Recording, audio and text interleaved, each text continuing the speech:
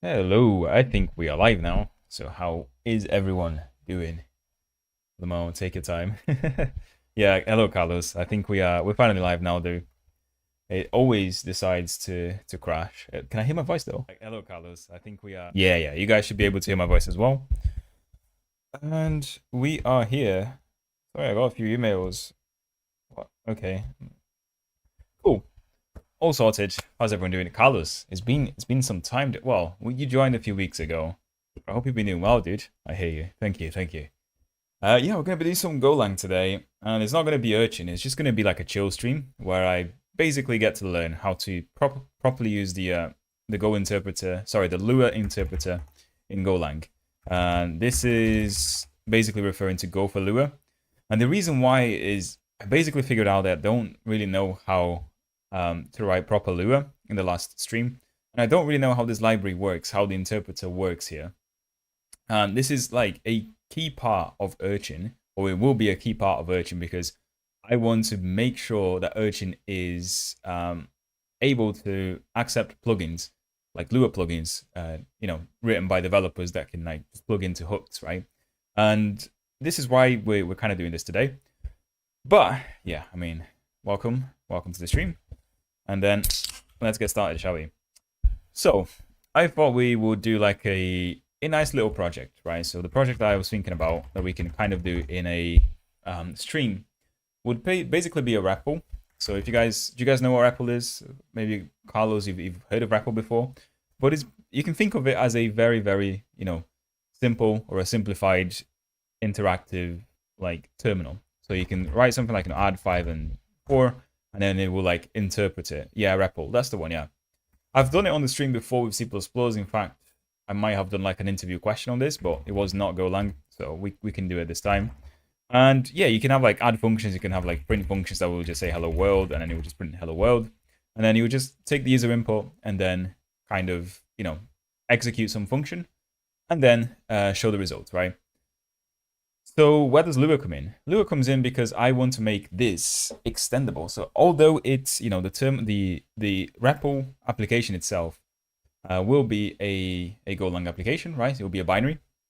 You will be able to extend it at runtime with a configuration. So you can have like a config file that will say, take this Lua file here, and then this will handle these functions. So whenever you type in, Lua function 1, this will cause a Lua script to run somewhere, and then it will take the inputs, and then the result is returned and then printed on the screen.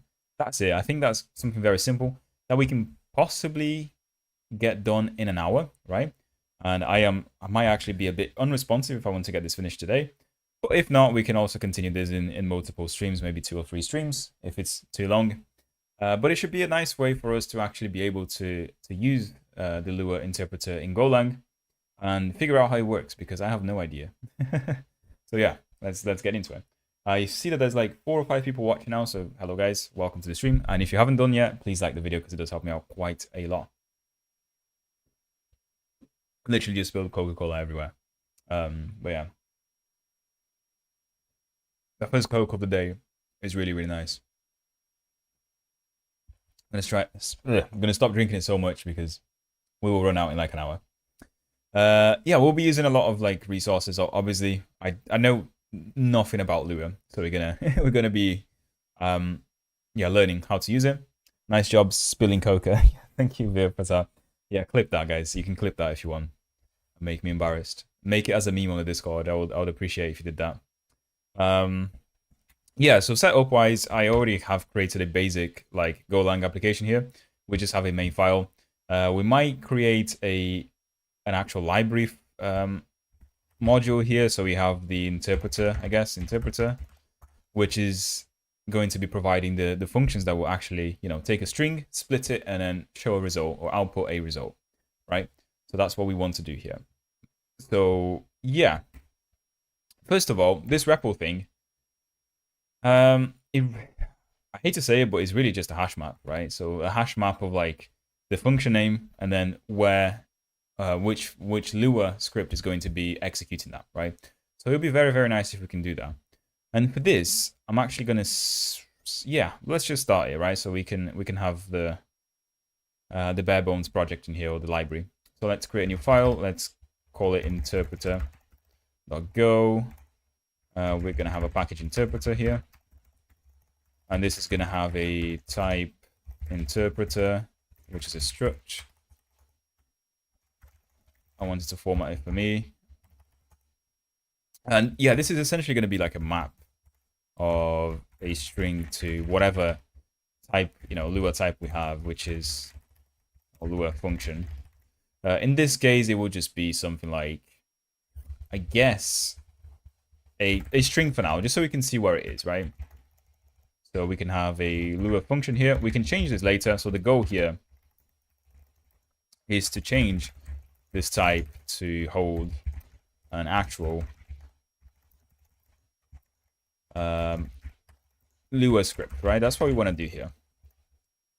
And this is going to be my REPL functions, or my handlers, I guess, right? This is actually a good name for it. So this is probably the only case where naming something handler is actually a good idea, because it is a function handler.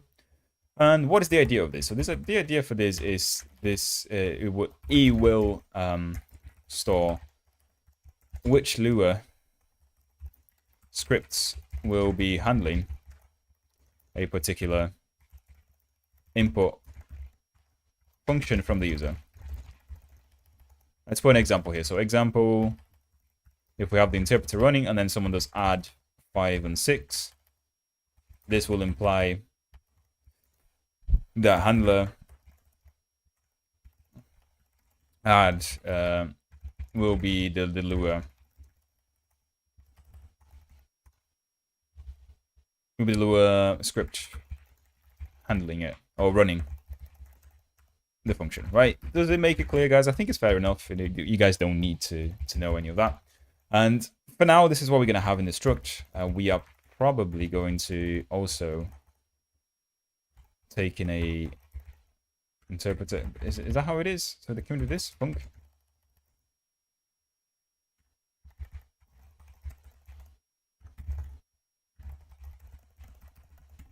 Did I misspell interpreter? I did here. So this should have been interpreter. There you go, guys. I thought you're supposed to be my helpers here. Am I doing this right? So interpreter, there you go. And then we're going to have a function which will simply be like a do command, right? Or something like that. So do command will execute. And this will take a command string. And then it will return an error. We're not writing Rust, error.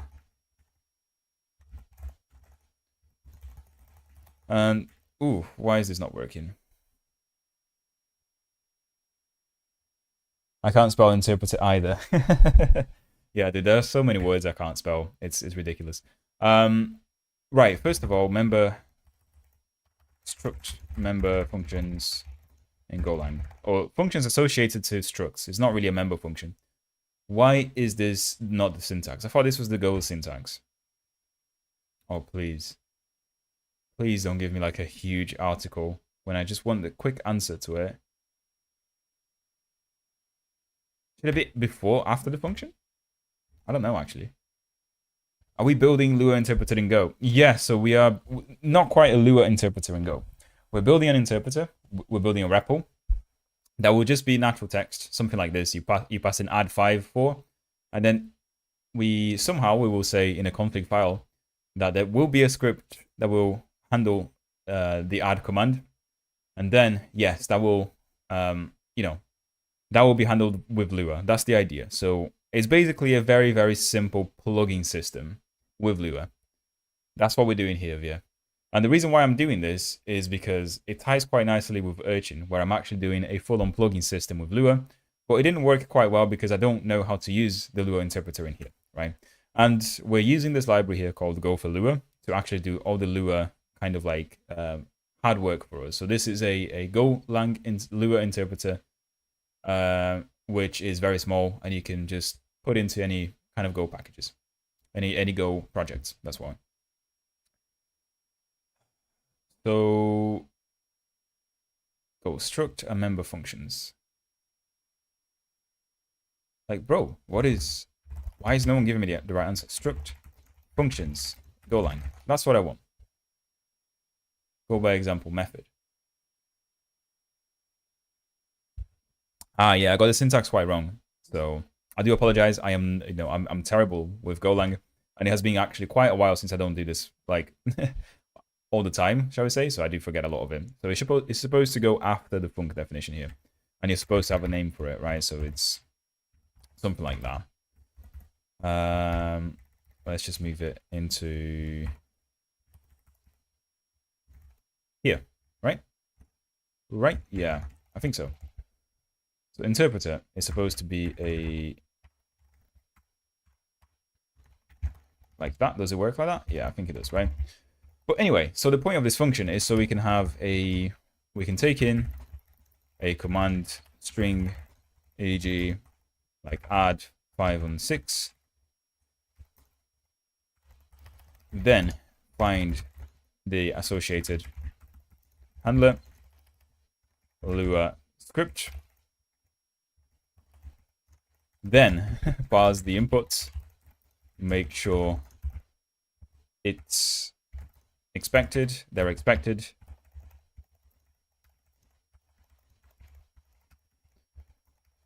then we execute the Lua script, passing the inputs, right? That's what we're going to do here. I do wonder if you want to put all of this into a queue. So, as the commands come in, whether we can kind of put them in a queue. But I probably don't want to do that right now. I'm just going to do like an interpreter that, you call, execute, and it will just return straight away. It would be nice if we instead didn't return the result straight away, but we return some sort of like future or some sort of promise here, right? So we can then like, call this in multiple threads or have a lot of commands running at once, right? So you can queue a lot of commands at once, but don't necessarily execute all of them. Okay. But anyway, so the logic is actually quite simple. So we will take the interpreter, the handler, and then we're going to find the command or the command name, right? We don't have the command name yet, so this is the first thing. So to do parse the command name from command, and this is going to be, is it okay, and the item itself or the handler. And if we don't have an okay here, we're simply going to return some sort of error, right? So fmt error f, could not find the handler for the command name, something like that. Right, first problem we hit today, string splitting in Rust, right? So I can never remember. I know that there is a strings package somewhere in Rust, and you guys will help me out here because I know some of you, especially, is it Uvia that works with Go? I think it is, right? Or is it someone else? I know that there is a string package or a module in Go that does a lot of, or provides a lot of helpers for dealing with strings, but I have absolutely no idea what it's. I know it's called strings, but I still need to see the reference for it. That's what I'm trying to say. Which in a way is nicer than C++, right? Even C++ you don't even have any of that, which is nice. Which is not nice. I mean, oh, why did I put C++ there? Golang. There you go. Strings. That's what I'm looking for. Yeah. So as I said, there's a bunch of helper stuff here that's split already. There's split after n. This could be promising. So what is split n? Split n slices s into substring separated by separator and returns a slice of the substring between those separators. The count determines the number of substrings to return. And when n is more than 0, at most n substrings, the last substring will be, so this is actually the one we want, right? We don't want it to split everything, put it that way. N equals 0, the result is nil, and when n is negative, it will return all the substrings, right? So this is what we want to do. So we want to do a strings dot split n. Is that right? Now it takes the string itself, which is the command. It takes the separator itself, which will be something like, I guess, a space, right? We're going to be splitting on the spaces here. And our n is just going to be 1. This is what we're going to do. So the split, what does that return though? It returns an array of strings. Yeah, so it always returns an array of string. That's good. Now, what is this? Cannot use this untype rune string value and argument. So it does take us, yeah, it does this. The separator is a string itself. Interesting. Anyway, yeah, so split. So then we can say if split or the length of split is not 1. So if we haven't got anything, we should probably return an error as well, right? That's what we want to do here. So fmt.errorf or errorf could not, or invalid command string. It could not get name. All right, something like that. Anyway, are we following this? How are you guys doing today? Is everyone actually, you know, excited in seeing this, or is this just boring as fuck? Let me know. I can try and make it a little bit more interesting for you guys. Yeah, so we've got, essentially we have the split here. So the command name, in this case, would simply be the split at 0, right? Ooh, we got an extra minus there. And then, yeah, and then this is fine so far, right? So we can do a log here if we want. In fact, should I do that? Yeah, I can do like a log dot. Yeah, let's add some logging into this, right? Just so I can see what the hell is going on. I always enjoy watching Go content. Nice, dude. Yeah, I'm glad you do. Otherwise, there'll be no one in here. So go get. Now, what is a nice logger in Golang? I like the one we're using in Rust. I like the one we're using in Urchin. And if I see what it's called, ooh, Golang logger. If I see what it's called, I will remember it. Now, the best 5 logging libraries. My weekend just started, so it's good so far. Nice. Let's see what the best 5. Oh, so the 5 best logging libraries for Golang are, according to Vadim Korolig. When you deploy an application in production, you must monitor it to ensure that it is working as intended and observe only issues that arise. There's a typo here. It should be that it is working as intended. One of the tools you can use is logging, which records activities on the application and forwards them to persisting storages such as files, sockets, or a monitoring tool.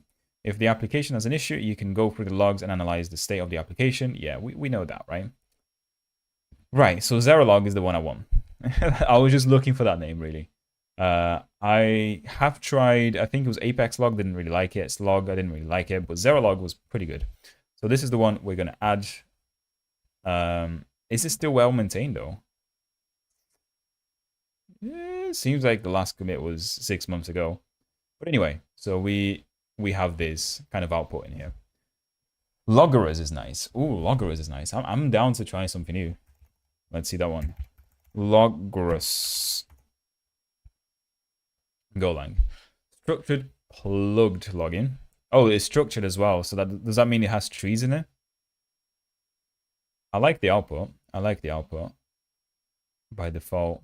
By default, it seems it doesn't have the time on it.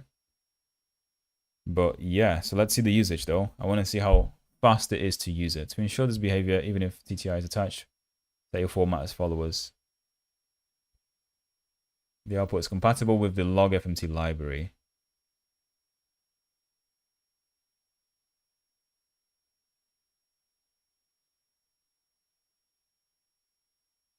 It seems like there is some what do you call it? There is some boilerplate code you have to add at the start to set a formatter. Like it's a JSON formatter. This one doesn't actually put it on a file, which is interesting. So does this one actually save it to a file? Log as JSON instead of the default ASCII formatter. Outputs are stood out instead of the default std error. Can be any IO writer, see below for file example. So that is good, because out of the box, Zerolog, does it support files? Yeah, add file and line number to log. Equivalent to file. No, this is...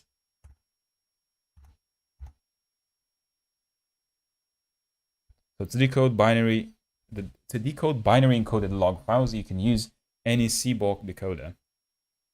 So this does seem to do files as well. But I'm gonna try what you suggested, actually. I'm gonna try Logros. Shall we do that? So let's go get this and then see what happens. Okay, we've added that. And why did I click on it? So usage, to ensure this behavior, okay, I just want to see the usage. Example, the simplest way to use Logger is simply the package level exported logger. We're going to try that. We are definitely going to try that. So the package level, we're going to do this, and we're going to import log.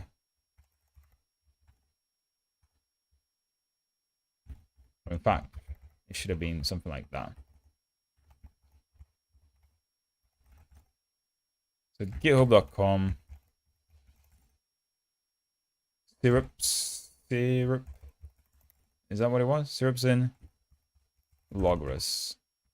Okay. It's formatted for me automatically. I have color in here as well. Yeah, this is another dependency that I wanted to basically just do some fancy printing.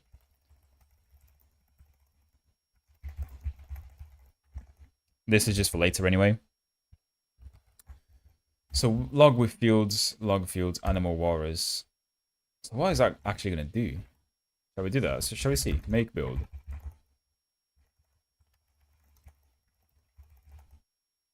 We have build, and then if we go in build, we have rep go, and then what does that do?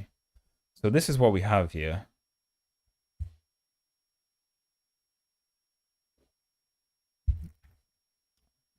Log with fields. I still don't know what the fields are. Know that it's completely API compatible with this std-lib logger. So you can replace your log imports everywhere with log, and you will have the flexibility of loggers. You can customize it all you want. Set formatter is equals to JSON formatter. I'm going to do that because I do want to see what the JSON formatter looks like. So if we do a make build again,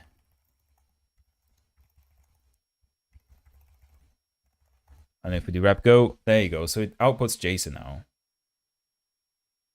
Animal warriors. So what is this? What is the point of with fields? I still don't know. Because if we add more stuff in here, then it would just be the same, right? Let's try. Build, rep go. Yeah, it just puts like more stuff on it. And if we removed it with fields, in fact, if we just go up to here, it's just the normal. Yeah, it's just what you actually expect. Log level info and whatever. Interesting. Interesting indeed. But we're going to leave this here. The reason why I turned it into a JSON is because generally it's nicer if you have like a JSON file in the end. I'm sure that there is a way to kind of do a set file, right? Set output. There you go. IO writer. And we can basically do it on a file as well. In fact, can we do that right now? So can we create file output stream Golang, right? That's what we want to do. So what do we do?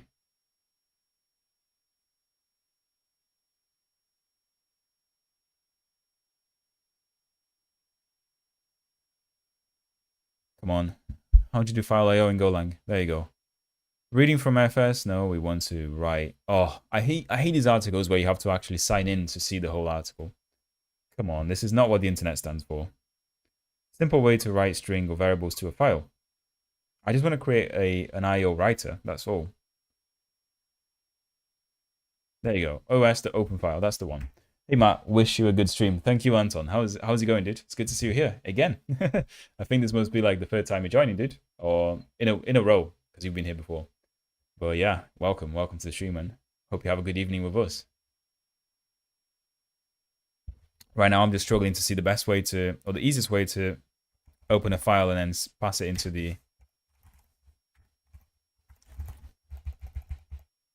the logger here. So now we can do this, right? I guess so. F if error is not nil. Is it nil? Yeah. Now this is interesting because what we're going to do here, so we're going to fmt.error, I guess. Error f could not open file for logging.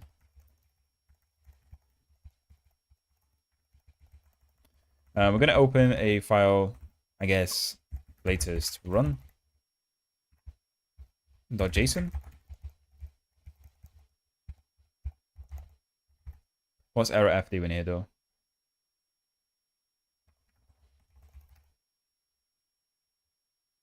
Print error. How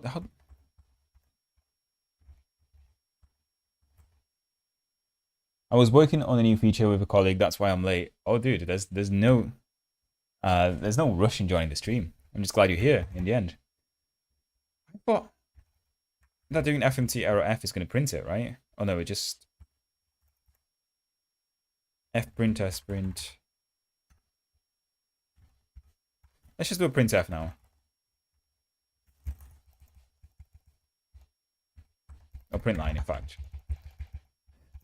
And now, what's the cleanest way to exit a Golang application?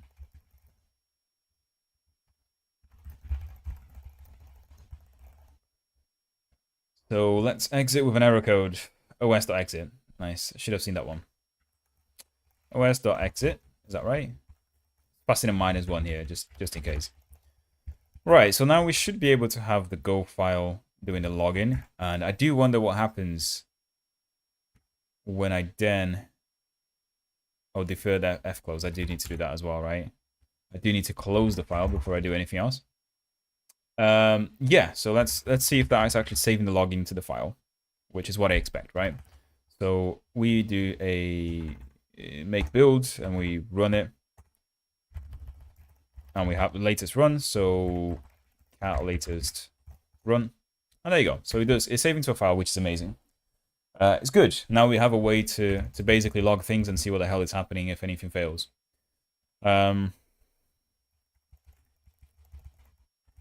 We're going to finish that one. Yeah, let's go back into the interpreter and see, right? I was working on a new feature. Yeah, I got that message. So let's see if we can say which function is going to handle it. So we have a handler here that's not been used. And is it not okay? Handler declared not used. Is it the other way around? Is the map doing okay after? Yeah, now it is. So at this point, we know that we have that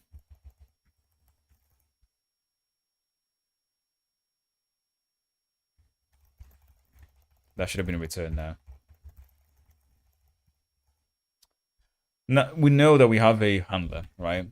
And I do wonder, should these really be returning? Should be logging something, I guess, something exceptional.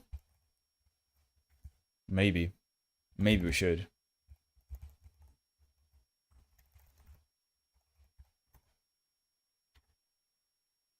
Oh gosh, what is the log again? What is the log import? This is the log import. Oh no, dude. We have this, which is here. There you go. Yeah, we just got to use it somewhere for it not to disappear. So we do log.error, I guess. Is log error the function that I want? It seems to be, right? So this one is, yeah, it's just error.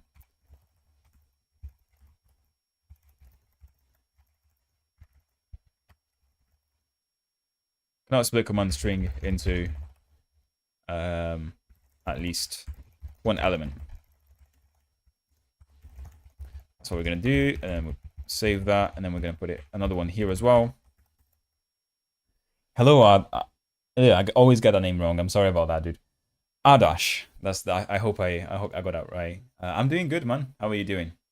It's been a while since I've seen you, dude. I think it's, yeah. You joined, I think, in a couple of Golang streams ago. And yeah, I do remember from that one. So it's good to see you back, my man. Good to see you back. Now, this error here is a little bit different, right? So we can probably shorten these errors, make them a little bit short. So could not get command name.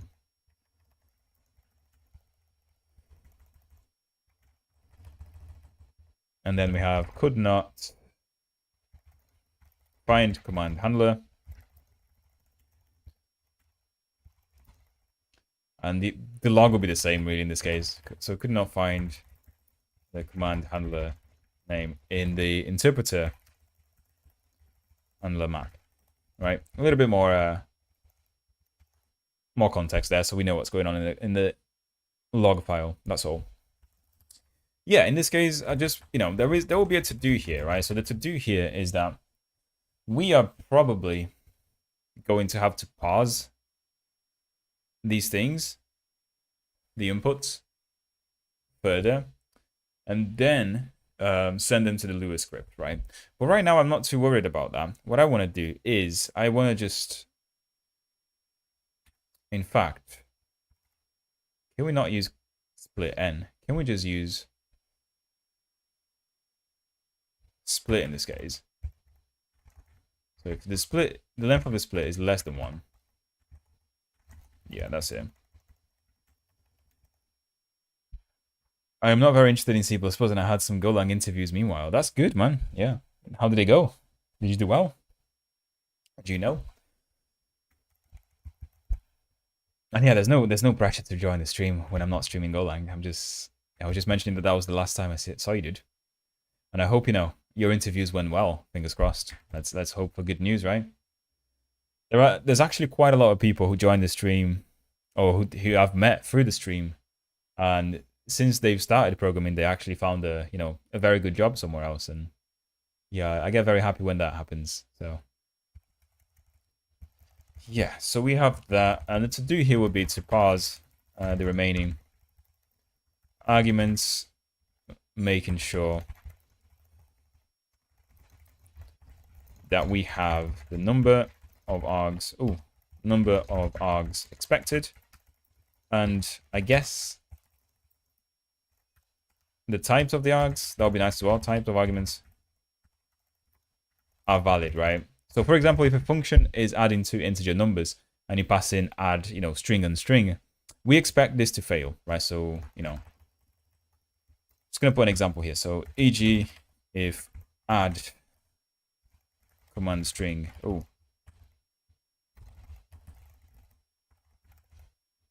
it's something like add hello on 5, we should fail as arg1 isn't, number. That's all I'm saying here. So we somehow want to be able to parse the arguments, which we can definitely do. But for now, as I said, we're just going to be printing this. So we're going to be doing log info. And we're going to say something like, we received this command, and we are handling with function or with script this, right? And then what we're going to have here is the command name and then the command or the handler. And that's what I'm going to do for now, right? Now, obviously, we have a function to execute, and this should have been a capital there. So we export it. We also need, other functions such as a function to add a Lua script, right? So we're going to do something like, attach, I guess, which will be something like a Lua script string, and then it will handle the command name, right? That's kind of what we want to do here, and we also want other ones, so function. Yeah, I think that's what we want for now, right? So if we can have the attach and execute, we'll be happy. I'm from operations, have worked on mostly deployment, CI/CD, Kubernetes. The time I started joining your streams was when I was scouring the internet for Golang stuff. Ah, cool. Yeah, dude, so I actually don't have that much Kubernetes experience, so it's good that you do, because I might come to you for questions. But yeah, it's amazing that you do Golang. And I do a lot of CI/CD stuff at work as well. I just don't touch Kubernetes. I mean, I have touched Kubernetes to get like CI runners, but we tend to just use like things that are readily available on it. I find Golang as a language too cool. Yeah, it is cool. Hello, Al. How is it going, dude? It's good to see you here. By the way, there's quite a few people watching me, so if you guys haven't done it yet, please like the video because it does help me out quite a lot. And subscribe if you haven't yet subscribed because it also does help me out quite a lot. What's the project you are working on right now? Yeah, so I guess you missed the start of the stream. So what I want to do is have something that will just open a Vim stuff here. So an interpreter, right? So we can have something like add and then 5 and 6. And then obviously this will be something like, 11, right? And then the user is also going to pass something like, I don't know, hello or print, hello world. And it's just going to print hello world, right? That's it. So it's just a REPL program. It's essentially just a REPL program. This is what we're doing here. But the interesting part about it is that the function, although the application is a Golang application, I am making it so that the user can extend this with Lua script, right? So I can write a Lua script that will perhaps, download a file from the internet. So maybe, download page or something, and I pass in google.com. The Lua script will then, download that page somewhere in my disk, right? So, and then to this file, something like that, right? So yeah, that's essentially what I'm doing here. And why am I doing this? The reason is because of Urchin. So I have actually been struggling quite a bit to do all the Lua stuff with Urchin.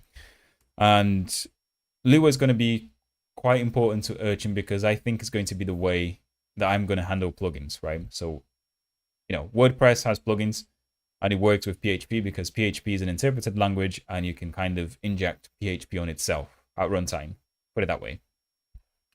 With Go, you don't have the luxury. You could have a Go plugin, so a dynamically loaded, library file in Go. That doesn't work very well from what I've tried. And the best alternative is actually to use Lua. So in other words, we embed the Lua ecosystem into a Go application, and we let the user put in scripts at runtime. So, this is why I'm doing this project, and yeah, just so I can learn a little bit about how it works. And if you're interested in the stuff that we're using, for now we've just included the logger and nothing else. But we're also going to be, we're also going to be running with gopher-lua, which is a Lua interpreter written entirely in Golang, right? So yeah. So this is more like a chill stream, really, just so we can get things going, right? So what is this not working? So possible has printf formatting directive info. Wait, how do you do printf with stuff with this? Can we really not printf on this?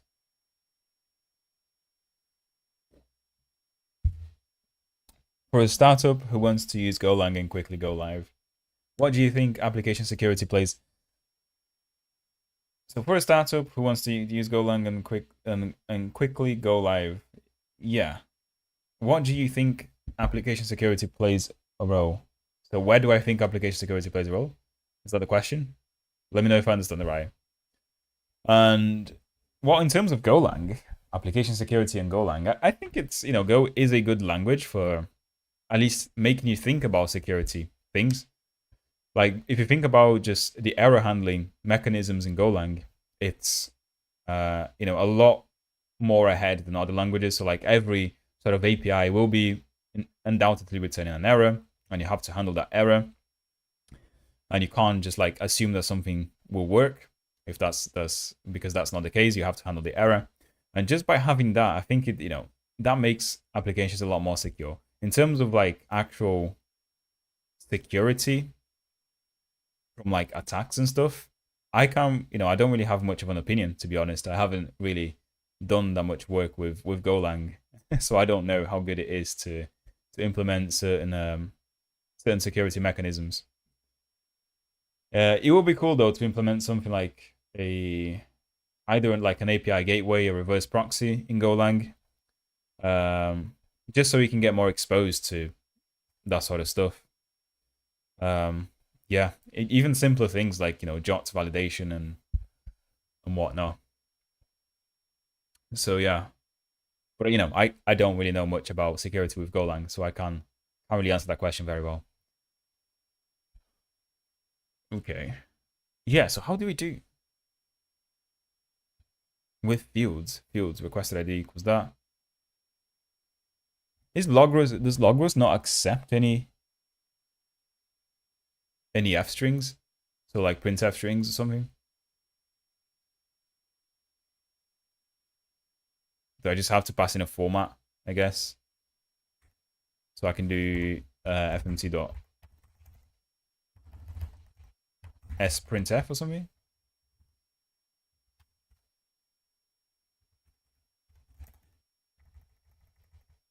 Something like that, I guess.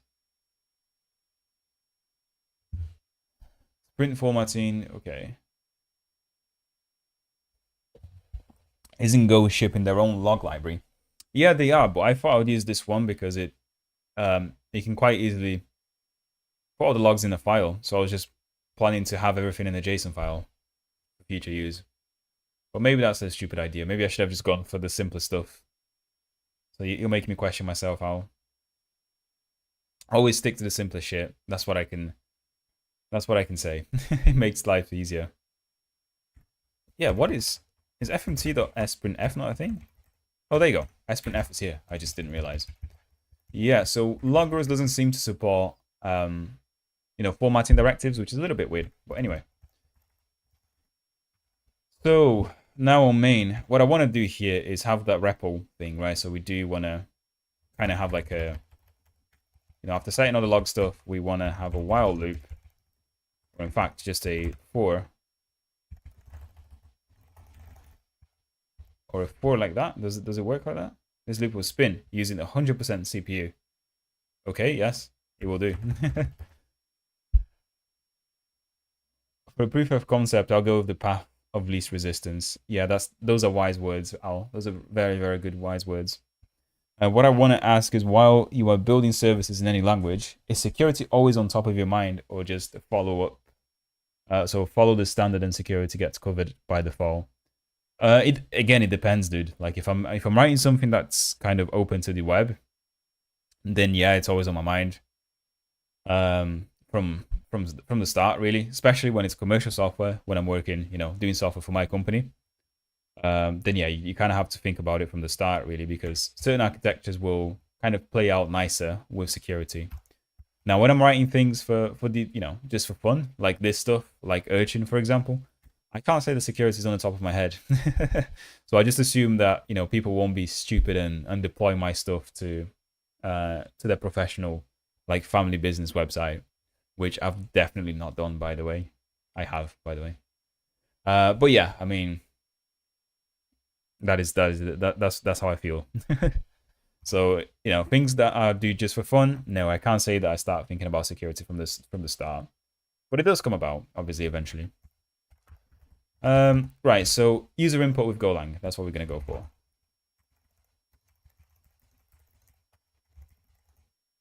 So user IO. Why is this so zoomed in? What the hell? Customize choices, accept all, visit. God damn it. You have to accept all the cookies today. So scan into a variable. So it just works. Yeah, it just works like the C++ stuff as well. So they get. My screen is flashing. Can you guys still see the stream? Yeah, you can still see the stream, right? Good. But what about you? I want to ask you, Ardash, like, because you obviously write a lot of CI/CD, you write, infrastructure for other people to build software on top of. Is security always on top of your head? Because I have worked currently, so far I've worked for 4 different companies, and I will say that not everyone thinks about security from the start, which is worrying, really. I'm talking about some really, really big companies as well, which are very, very well-known companies that I've worked for. And yeah, security is always like the last thing to come in. So I guess that's why there are so many bugs out there, right? So many CVEs.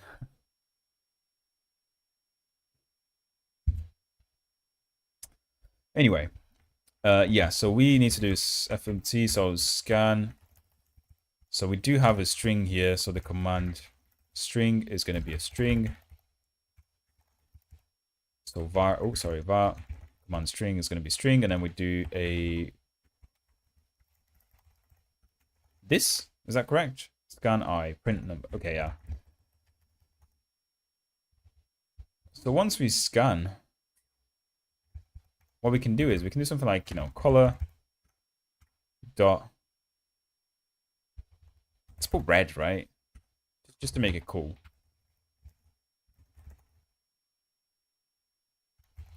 And I don't want to put it in a new line. Is it going to do it in a new line? Red is a convenient function. Color string. Color print. So what does color string return? So we do have...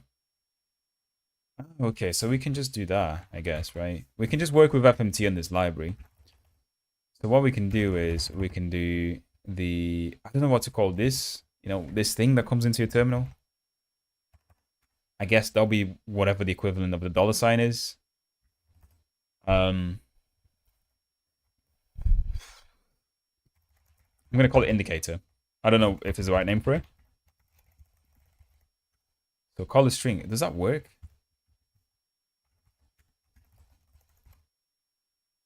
Red string, so it returns a string. Red string, and we can do this. Right, we've got that, and then we can do something like fmt.print f, I guess. So we have the color string, which will be here, a space. And then we can scan.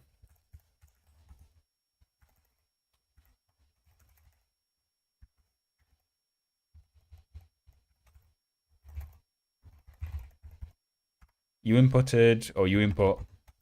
I just want to see what's going to get into the scan. I want to see if the scan somehow is going to... It shouldn't really, but if it's going to detect the indicator as a string that we type. And I don't think it should.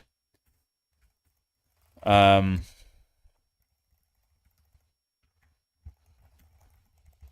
that's what I want to do. So print line, what is the problem here? Okay, no problem.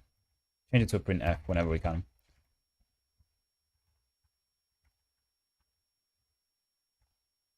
Make build, and then we have to build. Right, go. Yeah, okay, so it just does the hello. Okay, so we kind of have like something kind of working, right? So so it does you input 5 and you input 6.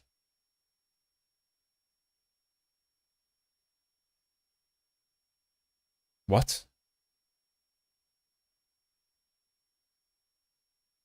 You input add. Why is it doing it 3 times over? What? I am so confused.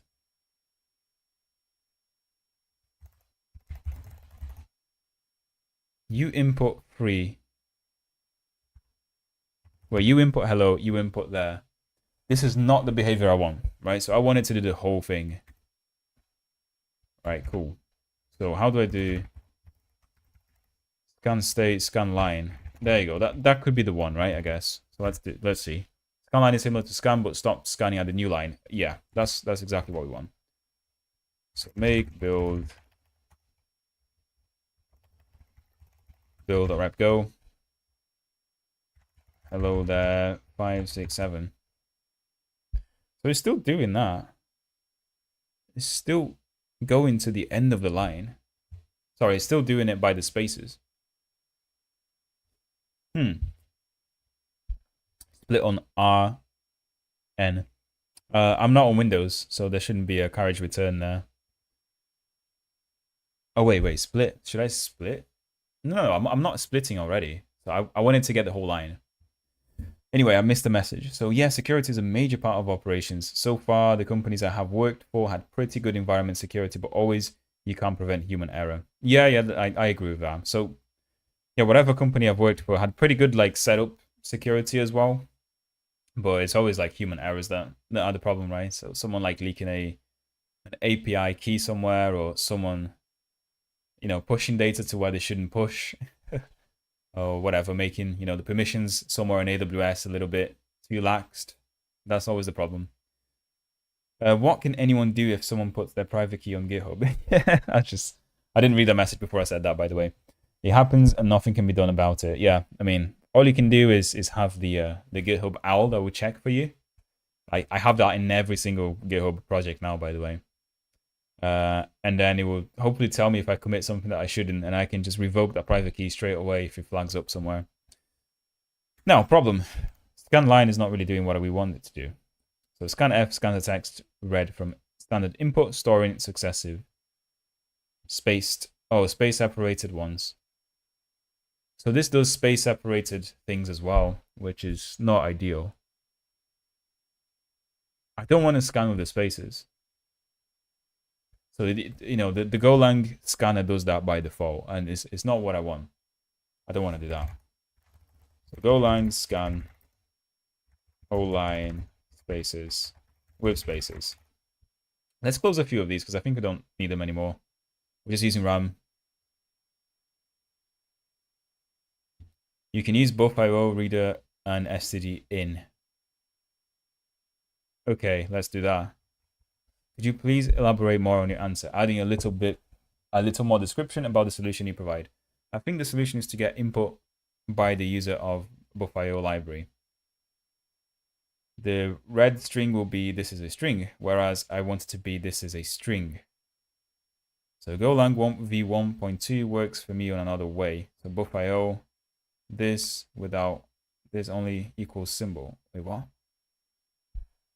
This is the wrong answer. It will output nil. Similar to Chilling's answer, use buffer.io to capture whole lines.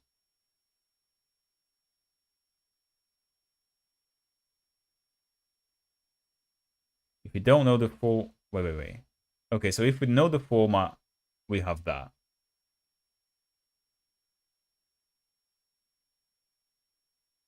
Okay. If you don't know the full format, then we have to do something a little bit better with buffer.io. That's what I get out of it, right? That's interesting, though. That is very interesting that it will just like automatically split on the spaces, which is not ideal. Anyway, this is what we want to do. So we do the indicator and then we do the scanner here. So scanner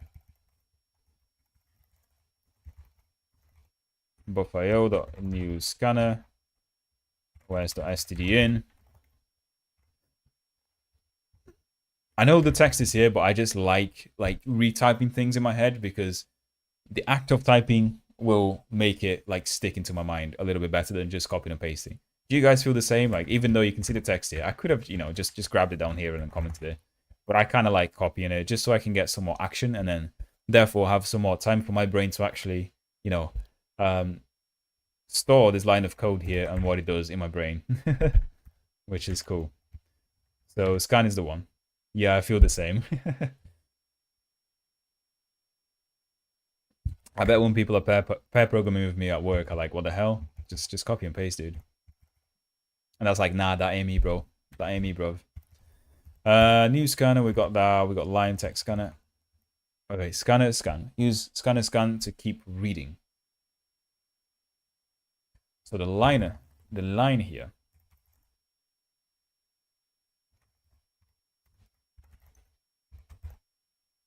Text returns the most recent token generated by a call to scanner scan. Right, yeah. And now we can do this.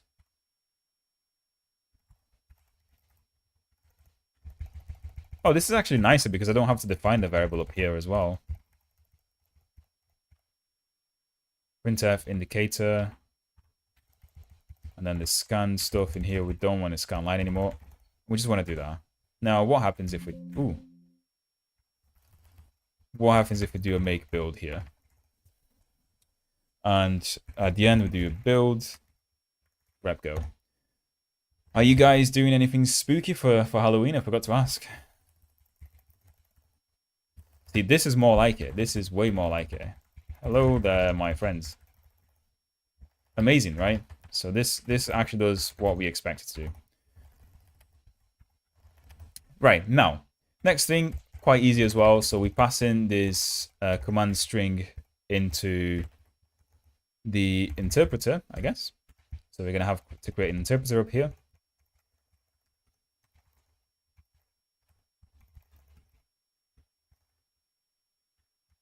interpreter.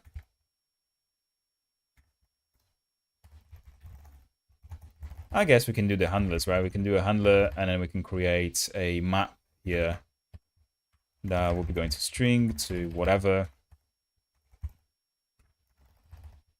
Lua function, and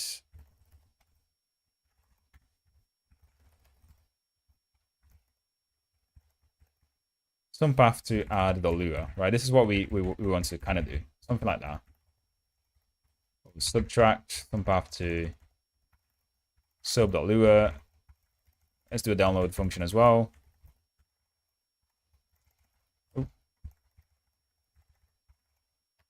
And the print function. Let's say we support all of these things, right?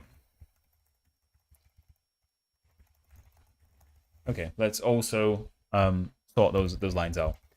Okay, so we are going to say our interpreter is going to execute. It's going to execute. What is it going to do? The command string, right?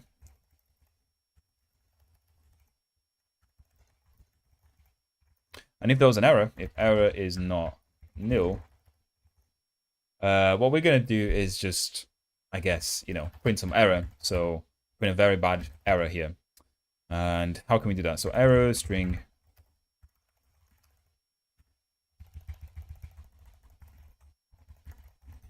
change that to green string, and then this one is going to be a color.red string here saying something like bad or error.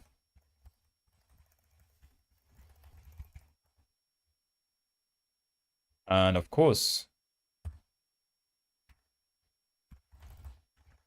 we're now going to do something like fmt.printf. We have that string, and then we also have the error here.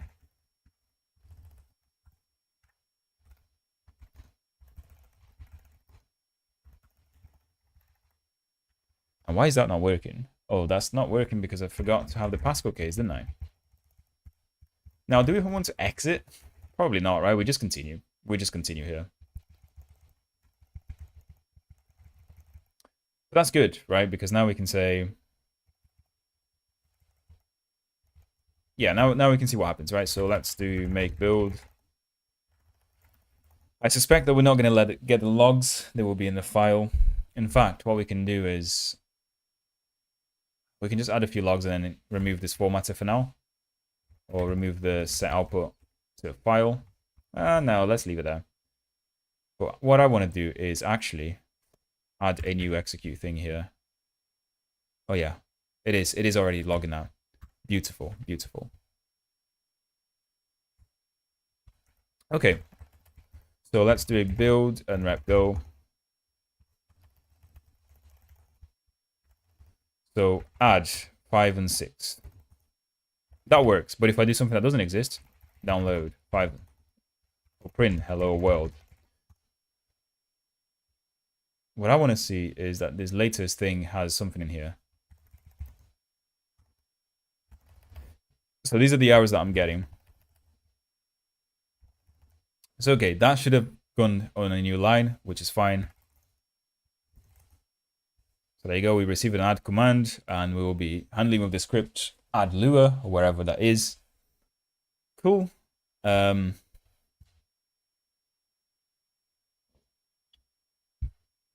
Very cool indeed. Yeah, let's fix this thing here because it should be going to a new line. I guess we should have an exit one as well, right? I guess we should have an exit command that will be special, and it will just quit the interpreter here for us. But anyway, going back to... Oh, I didn't make any changes there. Going back to here, this should have a new line here, right? So that is literally the fix for that, which is fine. Try and execute the given command with the arguments provided.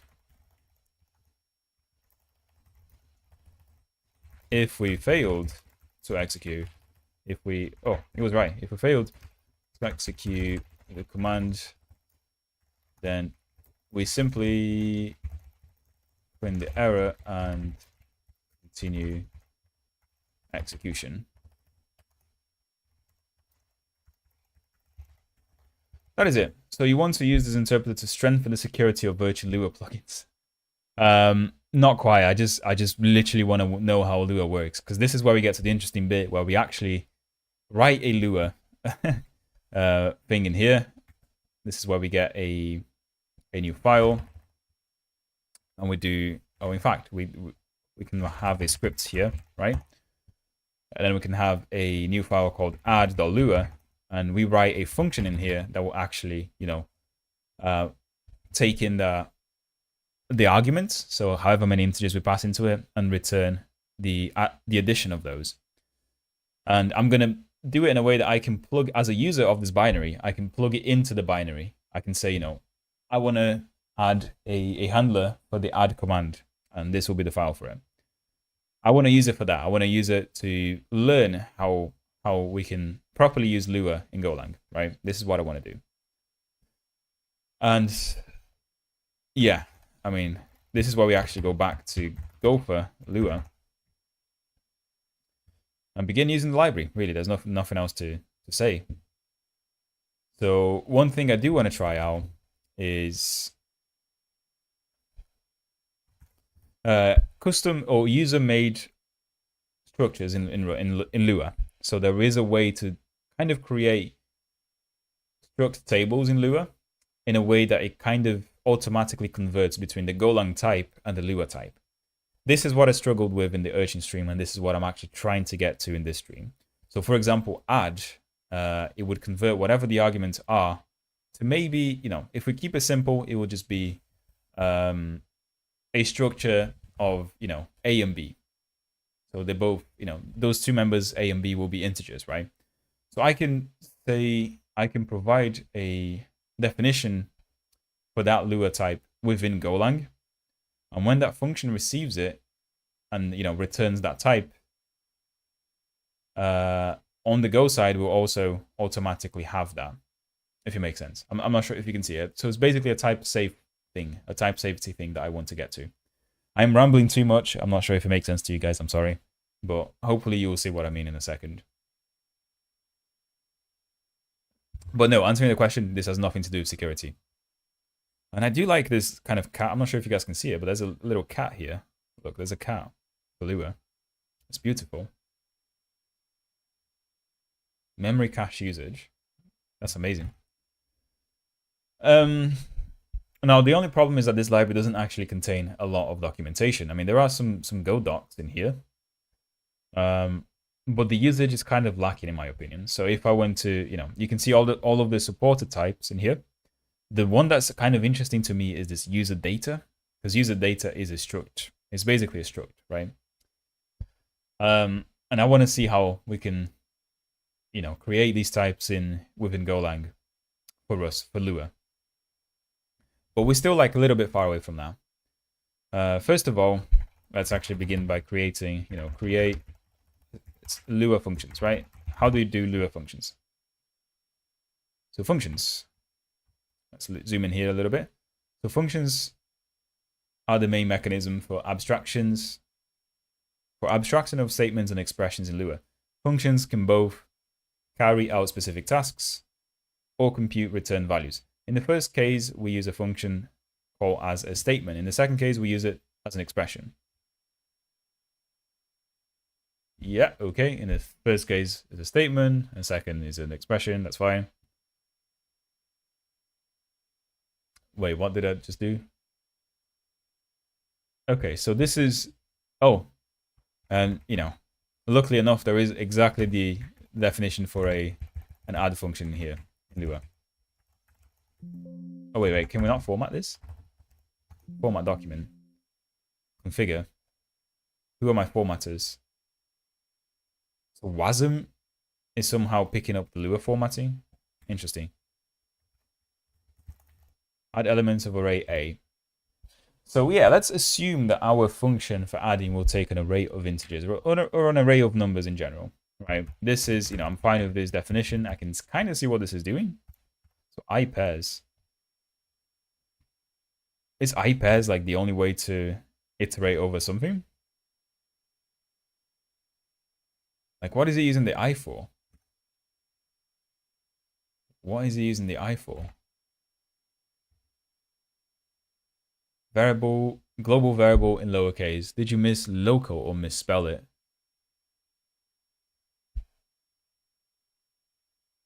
Add element of array. Wait, what?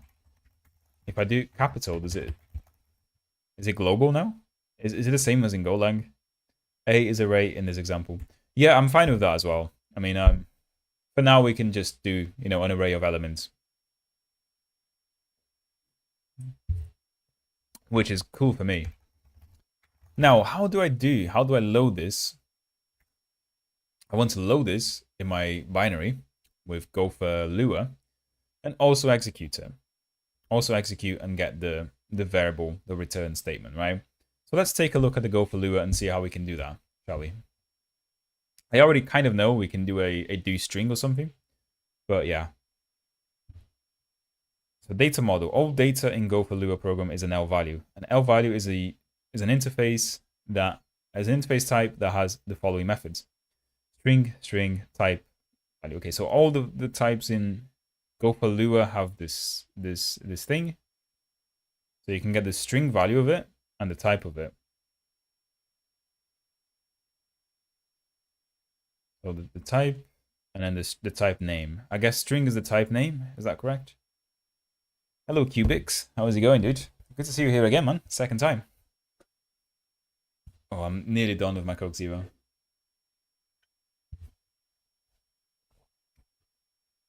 Okay. So you can test an object type in Go. In Go way, type assertion using a type value. So for example, LV, get the value at the top of the stack. I don't know what a Lua stack is, to be honest with you guys.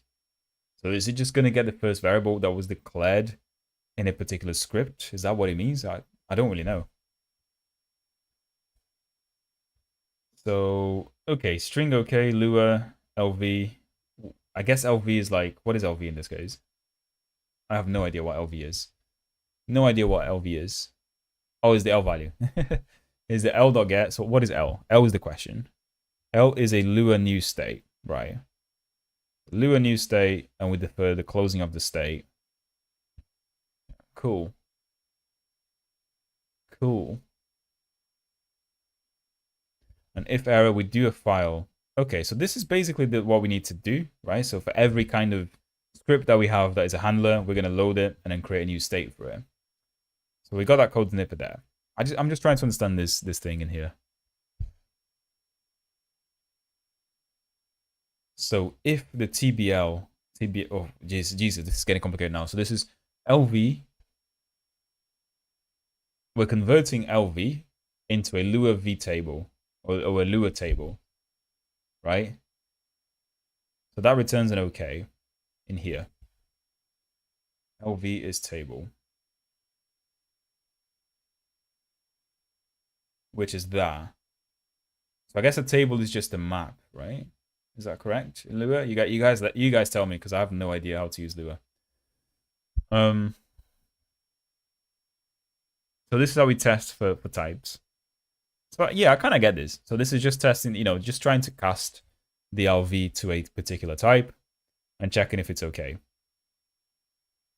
Know that L bool, L number, and L string is not a pointer. So only the table is a pointer.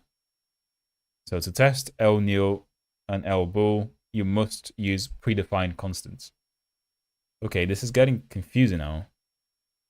So if Lua L tree, correct, wrong,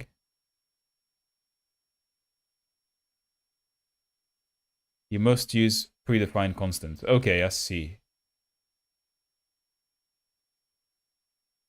Okay, kind of. So it seems like you can get types back from the Lua interpreter, and as long as they are not string, bool, number, and string, you should be able to try and cast them to whatever type they are, and that's how you check it. If they are boolean, number, or string, then you kind of have to check for the particular value, which is confusing, I would say. In Lua, both nil and false make a condition false. LV's false, LV is false, LV as both implement this specification. So if Lua, if the LV is false, that checks for nil. Like this is the equivalent to truthy values in JavaScript, isn't it? And falsy values as well. By the way, I found that out the other day. I was just like reading some JavaScript code, and then I saw someone mentioning like, oh, this value is, you know, if it's truthy, do this. And I was like, all right, so this person clearly just spelled truth like true like an absolute child. But no, it's actually like a specification thing. Like truthy is a thing in JavaScript, and it sounds ridiculous. So does falsy. But yeah, you guys know about that? It's crazy. And this is what I'm talking about, by the way. Truthy. It just sounds like a child saying it, doesn't it? In JavaScript, a truthy value is a value that is considered true when encountered in a Boolean context. So any value that, you know, when converted to a Boolean equals true, which is ridiculous. And, you know, it's even more ridiculous when you actually read or when you go through the entire list of things that could be considered truthy, because there are so many of them. Anyway, let's not get into that. We're not here for JavaScript. We're here for Golang.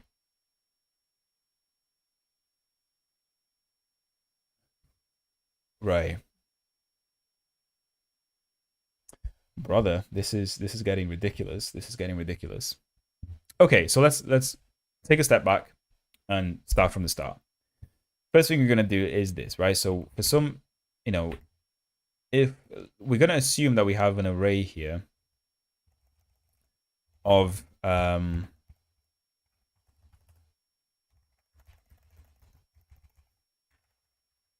we have that there. We have the interpreter itself here.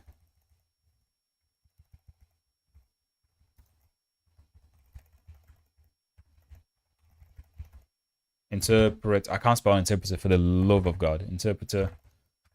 Handlers.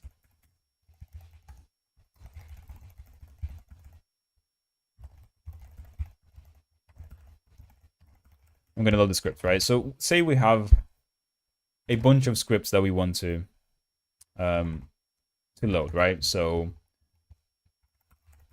I'm just going to duplicate some of this data, to be honest. Oh. In fact, yeah, let's do a...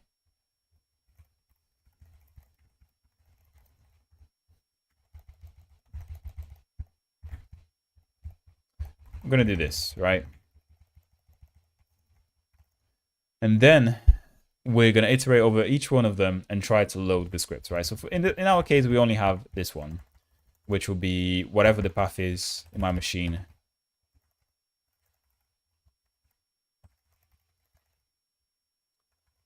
Rep go, and we have handlers is a script. We're going to load all of these scripts into a state, right? And we're going to store it in the interpreter. So we can then use the actual like Lua script to run some code for us, right? That's what we want to do. We want it to be a plugin. Now, good question is, how do we iterate over the map? So for, is it key value equals, is it just range this? It can't be, right? It can't be this. Am I right, guys? Did I get it right? Did I get it right? V declared but not used. K declared but not used. Right. So yeah, seems like it's fine. So we do something like, you know, we load or do file home.lua. Yeah, this is what we can do, right? We can do something like that. Oh, one went too much. There you go. Do we have Lua in here? Yeah, we have Lua. Let's go for Lua already. So we're going to read each script into a handler Lua state. That's what we're going to do. Now this should really be the value, right? So the value is going to be that, or the path, right? In fact, let's change it here. So we are going to change this to script path, so you guys can understand what the hell is going on here. And this is going to be the command name. That's all. And we basically want to transform this, right? So we should have some sort of like map in here. So I guess we would have the handler map, which would be something like a make map string to, I guess, Lua state. Is that correct? Something like that. Is that gonna make me an empty one? It is, right? It's gonna make me an empty one, yeah. And every time I do this, I would essentially, so we defer the close here. And if we don't have the path, we're gonna panic. In this case, we're gonna log that the error, the file doesn't exist, I guess. So it could not load a file. Log error.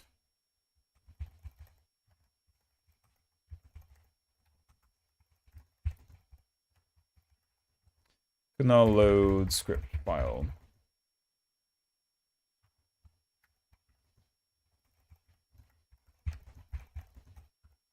Something like this. Sorry about that.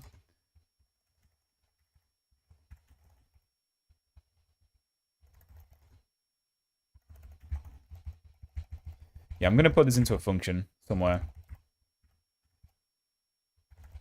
Maybe in here, right? So we're going to have a function to load handler scripts. Something like that. Load handler scripts. I don't know what this is going to take. Well, nothing for now, but it's going to return a map or an error or a map of string to a bunch of Lua pointers, right?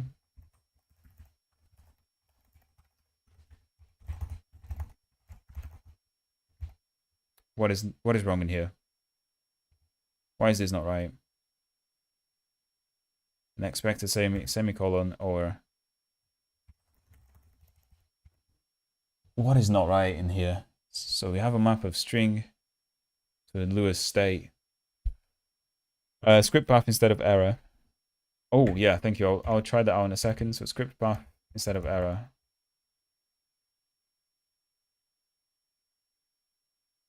Script path instead of error. This is if the error is not null, so we still want to return error here. I think that's correct, my man. What we do want to do is this, or in fact, just a map of string Lua.l state here, which is empty, right? No error in log error. Yeah, no, I think it's right. How come there is an error f function but not an info f function in the log? Good question. Is that correct? So if we do, for example, log, there is an error f here. Oh my god, there is an error f. We could be using that all along. Thank you, Al. You're a genius. Inside the fmt sprint f, he means fmt sprint f. Oh yeah, that is correct. You are correct. My bad. Anton, you are correct, man. You saved my life again.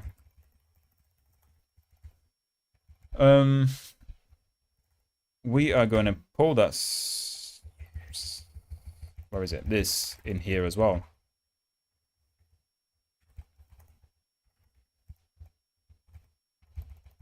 That's what we're meant to do.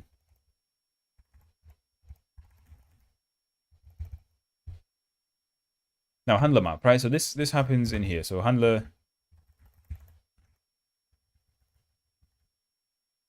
is append the thing? Is append the thing? No, it can't be a thing, right? Does it work if I do this? Is this how you append something? Yeah, it must be, right? So command name is going to go to L. That's what we're going to do. I'm also going to change all of these L's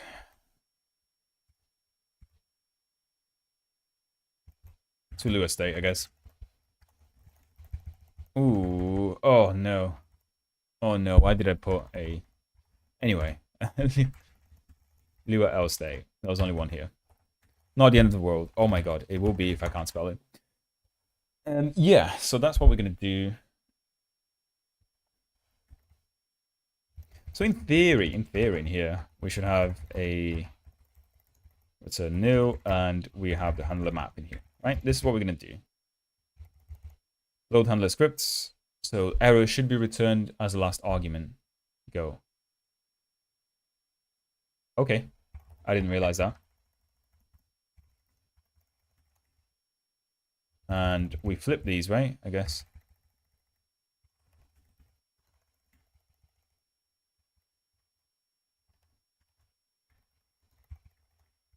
Okay. Is that correct? Yeah, I think it is now. So now this is the important thing. This is where we turn Lua function into something else. This is why we're going to do a pair here. Or in fact, we can have another type just for the handler, right? So Lua handler, which is going to be a struct. And this struct is going to contain the handler name, right? Because I still want to keep the name somehow. It's going to be a string. And we're also going to have the handler function, which is going to be a lua.l state. We're going to pass it in there.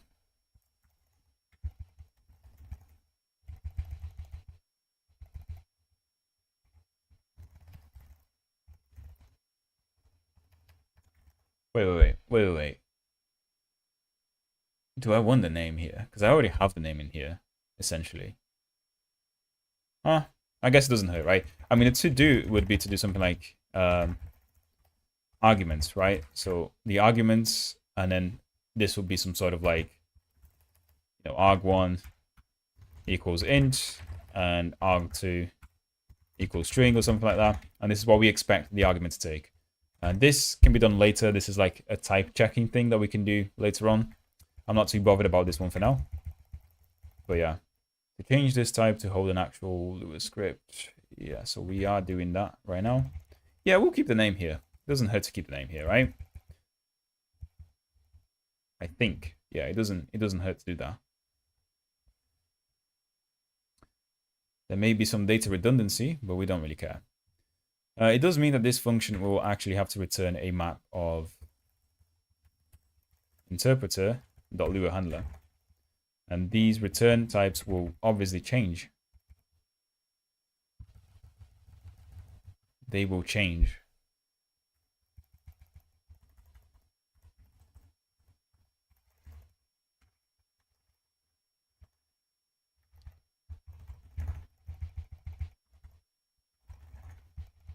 Passing as pointers because I don't want to keep copying the state around. I'm pretty sure the Lua state is quite big in memory, so I definitely don't want to keep copying it around if I can just pass it by reference or pointer instead. Interpreter.lua handler.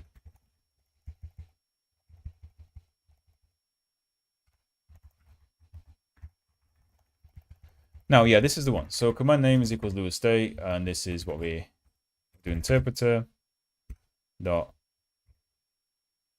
Oh, with the command name.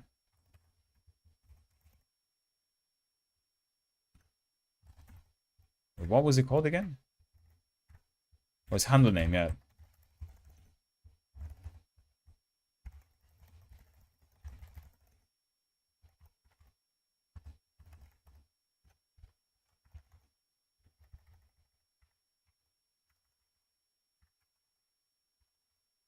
I think that's more legible.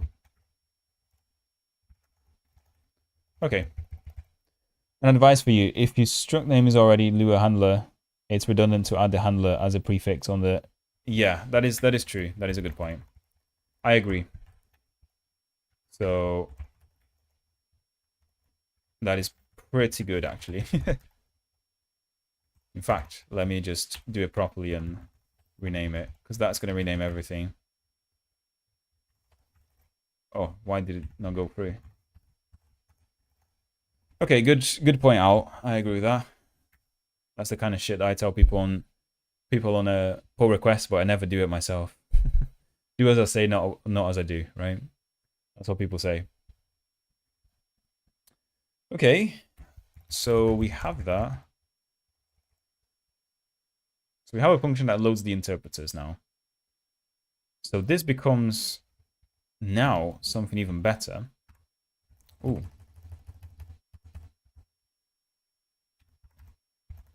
I have returned. Hello, Carlos. I didn't know where you're gone, dude. I mean, I did because you left you didn't say anything for ages. I thought you were just paying attention. But welcome back, my man. So interpreter, the handlers. Handler, which is a map. This should really be called handlers, right?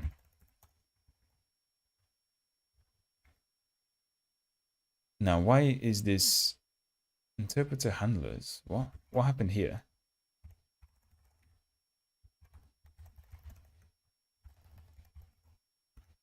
Load handler script. Right, that's what I'm going to do here. Ah, I can't because I need to do a handlers and errors, I guess. Handlers and error.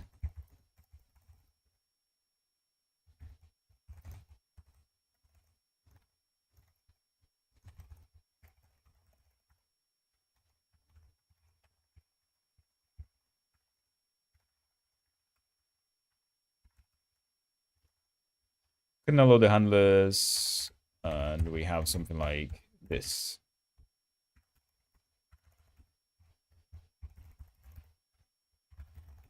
I'm gonna exit.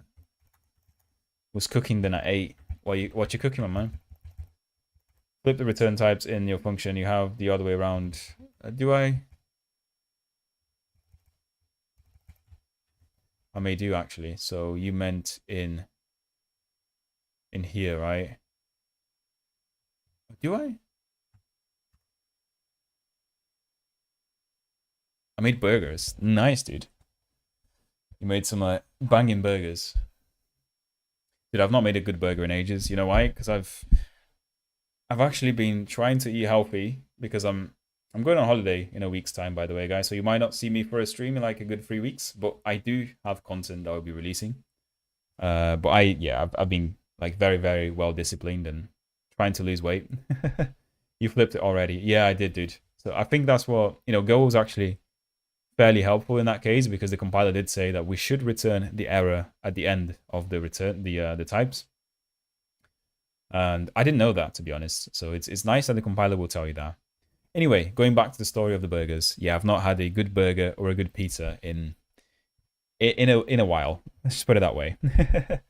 Because yeah, I mean, I'm not sure if you guys can tell, but if you go back to videos that I made like a year ago, you can definitely see the difference in my like facial, aspect in the thumbnails.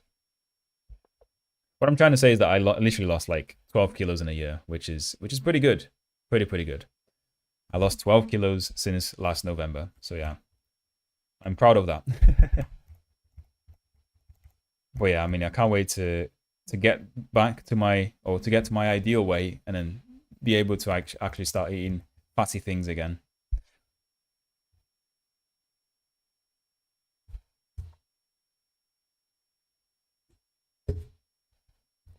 We're all Coke Zero. So if anyone wants to donate for me and get me a Coke Zero, feel free to do so. I'll shout you out on the stream. A Coke Zero is about £1 here in the UK. Just so you know. Instead of like buy me a coffee, you know how people have like buy me a coffee as a link somewhere? I'm gonna have buy me a Coke Zero. In fact, yeah, I'm gonna make that a thing for next stream. I'm gonna try and make that a thing for next stream. God damn it. I lost the train of thought. Burgers are just the quickest thing to make. Yeah, they are. They're pretty. They are pretty easy. Yeah. Especially if you buy the bread, or well, the bread is going to be ready, right? Unless you're making it from scratch. So is the cheese. Just a bit of cheese, mayo, salad, and then boom, burgers. I literally lost what I was doing. So I was getting the file. I was getting the script here. I loaded the script somewhere. I've got the handlers here. I'm passing it down in here now. That's what I was doing. 2 handlers. Why is it not moving that? Cannot use handlers as... Yeah, so we still have the old definition in here, which really, this should go now. So this should really be a Lua handler, right? Yeah. And down here, we're probably going to have issues as well, aren't we? because handler was something else before. And now it should just be handler.name. That's the one. And what is interesting is that I can actually get the result in here, which we're going to come to the first problem of this stream today in a bit, which is about like, how do we return the errors? How do we do that? Is it always going to be a string? We don't know. Well, for now, it's going to be a string, but yeah, you see what the problem is. But I can do something like handler.function. Is it do file or do string? Yeah, do string will do, right? And I can say result equals something like, this is where I need to, all of the Lua scripts must have a function that I know, right? So that means that we will tell, the users of this library would have to have, instead of add here, they would have to have main as an entry point. That's what it has to be, basically. Nothing else. And like for now, A is just, A is assumed to be an array. But this is going to be a string. This is going to be a string for us. So this is really going to be a string, and we must do the splitting in here, right? So for that, we're gonna go back into Lua. We're gonna see how we do string splitting in this case. Yeah. So Lua string splitting by comma or by space or whatever.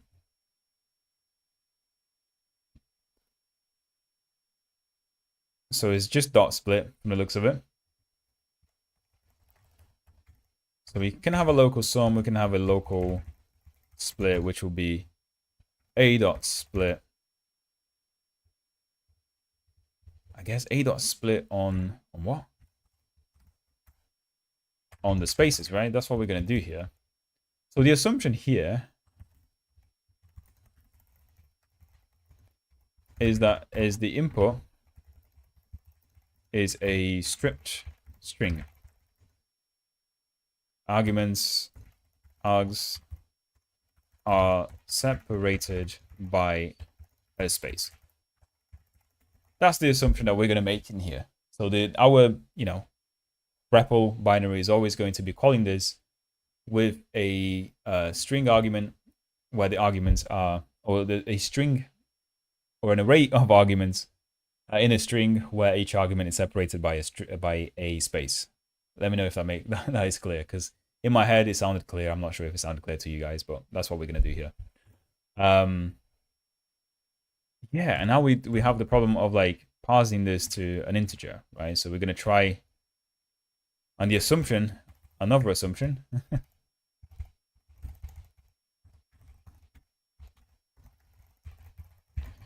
each parameter or each argument is a number that is convertible to an integer. That's what we're going to make. The other assumption we're going to make here. Okay. Line 1 can go. Don't need that anymore. So that is the assumption here. So how do we actually convert something to an integer? So convert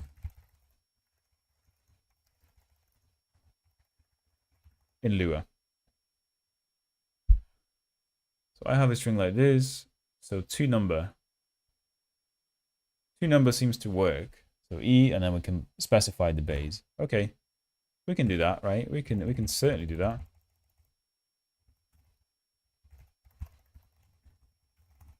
That is it. That's all we have to do as far as I know. And I think that's right. So, yeah. Yes.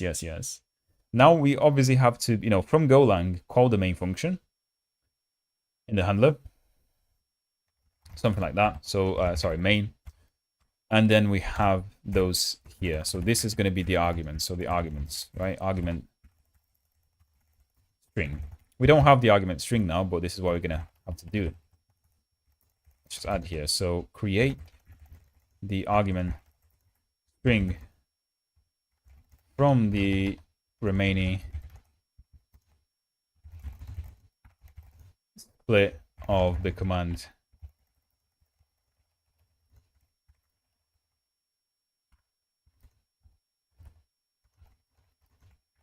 This is what we're gonna do. So it's just a simple case of like joining whatever's remaining from the split. So 1 onwards, with a comma and a space. Really, that's all we want to do. So strings is join a thing. There you go. So join concatenates the elements of its first argument to create a single string. The separated string is placed between. Okay, yeah. So this is what we can do, right? So we can do something like split 1 onwards. Does that work? Does 1 onwards work? Is it like Python? I'm gonna assume it does. And this is what we're gonna do. Yeah, this is what we're gonna do. So I'm gonna just log this just so I can see what's going on in here.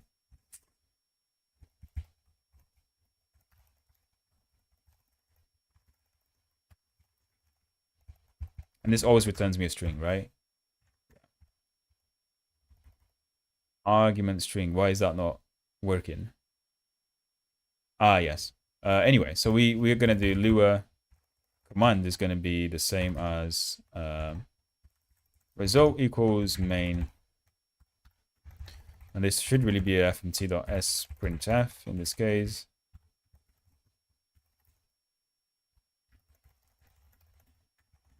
That, because now I can do a log.infof, right? Infof executing Lua.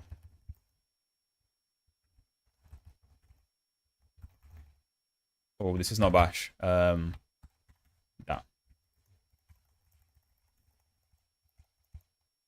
And in here we can just do that. We can just pass in the Lua command, right? I guess.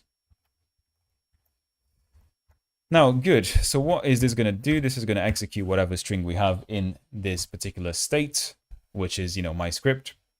But it's not going to return me the value. We're still going to have to get the value. And for that, we're going to, go further into the documentation of gopher-lua and see if we can figure it out. We are very near the end of this. I promise you guys. So maybe we can even sneak in an import type checking or something like that. So Lua state. I've run out of Coke Zero, so like I'm running out of energy now, guys. I'm sorry. API calling go from Lua. Calling go from Lua.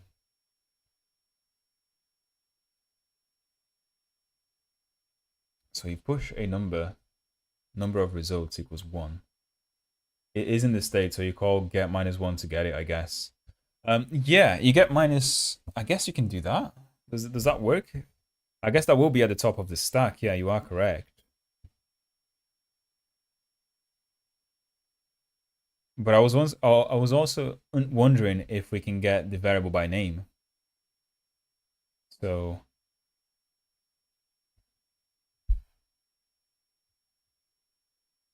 let me just read this a little bit more. So calling go from Lua, we don't want that. We want calling Lua from go. Calling Lua from go, there you go. So new state, do file, get global, that's the one. nret1.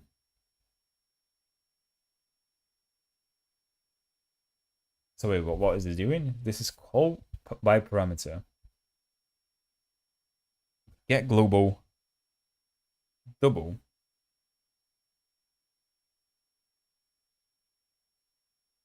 Wait a second. L is Lua.new state.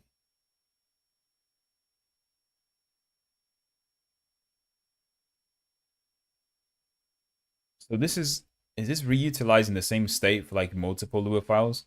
And double is simply the name of the. Oh, it should say somewhere, right? What is double? What is double dot whatever? Double dot Lua. It won't tell me, will it?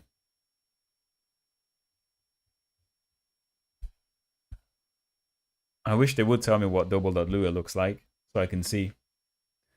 I am wondering if like double.lua defines a variable called double or a function called double.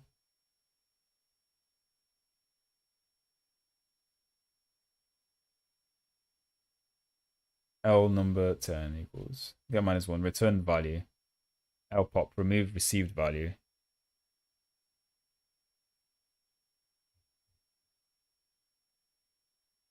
Yeah, because I'm pretty sure this is one of the things I did wrong in Urchin as well. So in Urchin, I used get global to actually get the returned result, which would be where am I? Which would be something like yeah, whatever is in the result variable here. But I am wondering if now we should call it differently. If we should use this instead.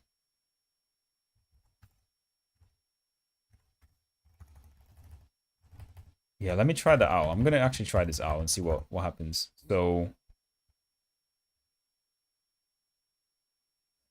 we have handler.fn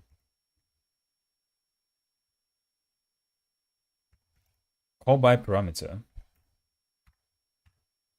Yeah, there's no documentation. I hate this library because there is no documentation. But what are they doing? So they have lua.p, whatever that is, lua.p. Is there documentation on what p is? Yeah, this is the documentation you're gonna get.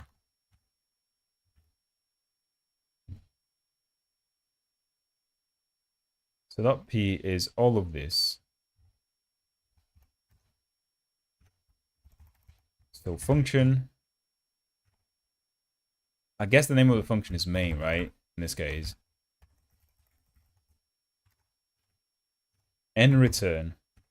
I guess 1. I don't know what protect is. What is protect? P is parameter for sure, I guess. I guess it is, yeah.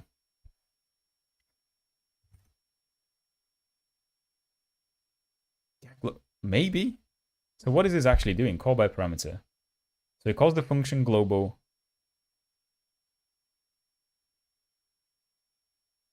No way, I still don't get this. So what is this actually doing? So if p is short for parameter, this implies that this whole thing specifies a parameter somewhere in the script, right? Which means that this double is a global variable. I don't know what nret is. So this only makes sense when it's a function, I guess. Yeah, this is implying that double is a function that returns 1 value. That's how I see this. I'm not sure if this is what it's actually doing. And I'm not sure what protect is. I am not sure what protect. Oh, there you go. If protect is false, gopher-lua will panic instead of returning an error. So protect is... Yeah, okay, so what is protect? Can we get some more information? Protect. Nope. This is what we're going to get today.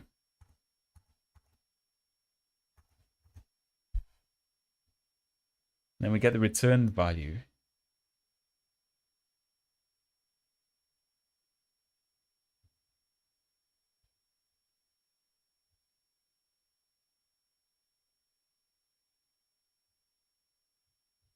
Yeah. Now, you guys can see why I kind of struggle with this library a little bit.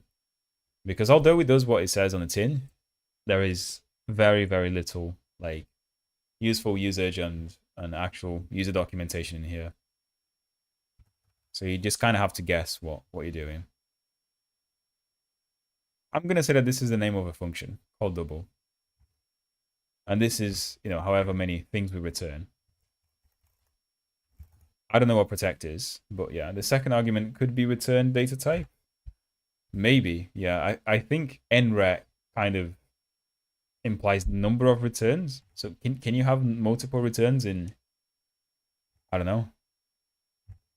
So this has to be an L. Or the handler. What is it? Handler.function.get global.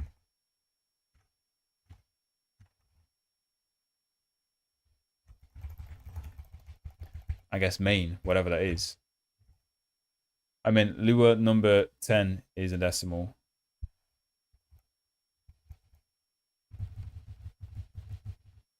second argument could be a returned data type. So what is 1? What data type is 1? I mean, Lua number 10 is a return the decimal. Maybe. Yeah, I'm still confused, to be honest. Like, how do I pass in the parameters to this now? Ah, okay, so Lua number 10 is a decimal. I see, I see. So this is the input that goes into it. I see what you mean, yeah. So what we're saying is that now I should pass in a Lua dot L string, I guess. Argument string. That's what we're saying here, right?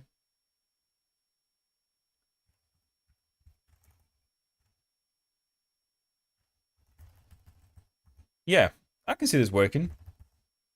So if we guessed it right, we should be okay here.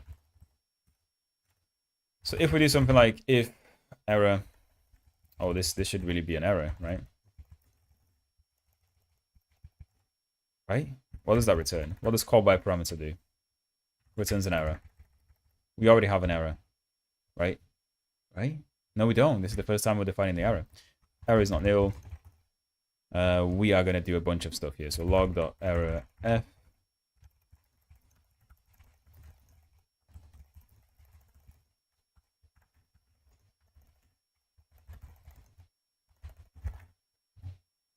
Yeah, return error.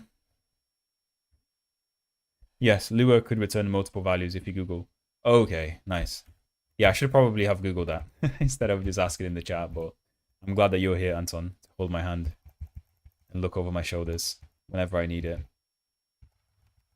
Yeah, now I guess that this is actually going to execute that function, and it will put whatever return stuff we have on the stack, right? So lget1 makes sense in here. So remove received value. So that makes sense. So we now do something like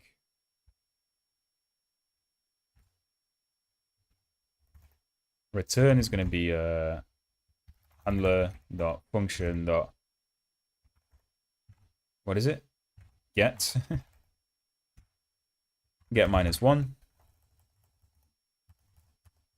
Get -1. And then we do a handler.fn.pop, I guess. Pop1, right? Yeah.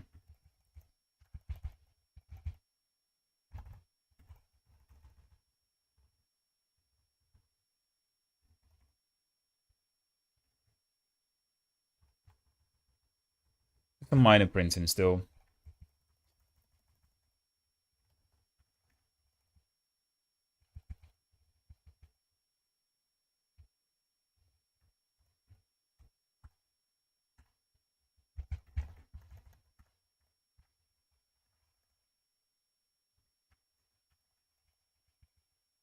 Okay. We do no longer need the do string. What we do need to do is simply just use that. I guess we have to check it now, right? So this is the important thing. So this is why we do a check for the types. Because this, I don't know what type this is, but this is clearly going to be an L value, I guess. L state, L value. There you go. So this is going to be an L value. So this is where we have to check the stuff, and this is where we go back to to the differences between Lua, performance, usage. There you go.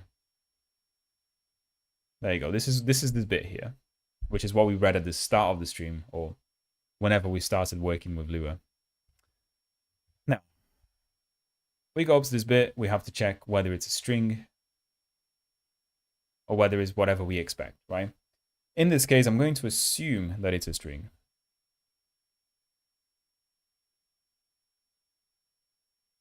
Wait, what? So they say string, okay, it's here, but then if it's a string, you do something else. No, the bool, L number, and L string is not a pointer. L table is. Ah, okay. So you check the string in this way. This is what I'm just going to copy and paste it as well. I understand what this is doing though. This is essentially doing an interface cast on LV, which in our case is return. Because if we take a look at our value, I'm pretty sure it's like an interface. There you go. It's an interface that has a string and a type. So if it's okay, we print string, right? So this goes back to problem number 1. What are the handlers returning? So in this case, I'm going to assume that they're always going to return a string of some sort. But you can see how different functions will return different things. So like a handler for the add function, the script might return an integer itself as well, right? So a handler for, I don't know, a download script might return bytes, right? So it might just be a blob of data. So, you can see what I mean. But to make the string ever so simple, I'm going to just return a string here. Just to make our lives a lot easier, put it that way.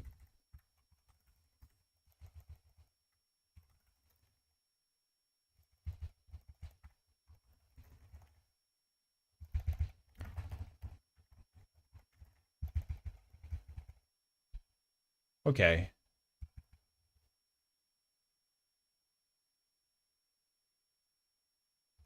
Okay, yeah.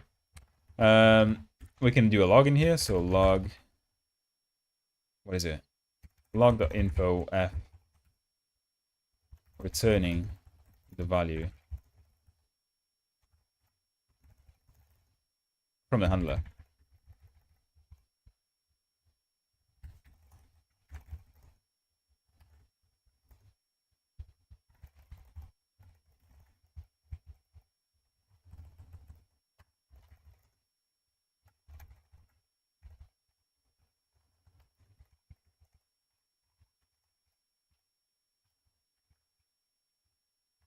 Now, this is where I'll probably invert the logic in this case, to be honest. I'll probably just... I think it reads better if we do it this way. And if we have not okay here...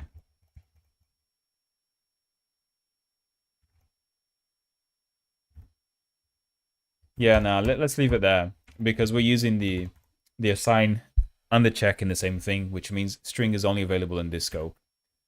Yeah.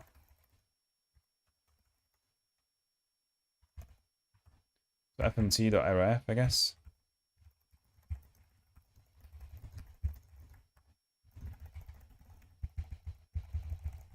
Okay, that kind of looks like it could work, right? Again, we cannot use handlers as map string interpreter Lua handler value instruct literal. Like why? Variable of type this. Ah, okay, yeah, this is fine. This is because we have not done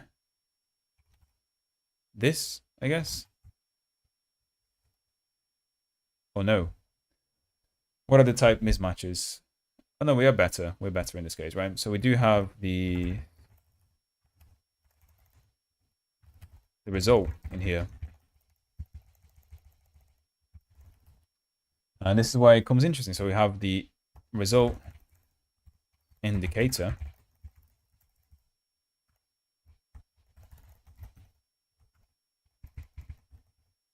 We have that, and then we do a fmt printf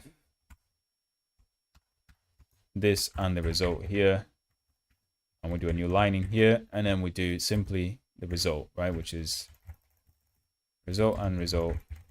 Oh, in fact, result indicator, and then the result here. Ooh. Right, should this compile? I think so. We've been working quite a while without trying to compile, right? Now, is main.build rep go? Okay, didn't quite work. There's quite a lot of errors going on. Segmentation violation at this. Invalid memory address or pointer. And where we're actually at is this. So, okay. Now, this is what I feared. I feared that this would not work. I feared that this wouldn't work. Which is a shame. Which is a shame indeed. So, let's see if we can figure out what happened here. So handler function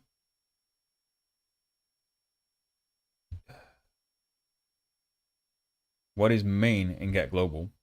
So main in get global, I assume, would be the equivalent to this.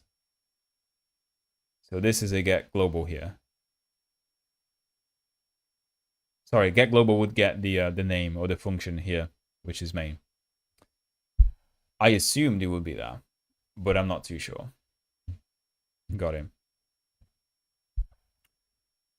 So maybe it isn't. Maybe it isn't that. What does that actually return? It returns an L value. If I expect this here, get global with main, to return me an L function in this case, right?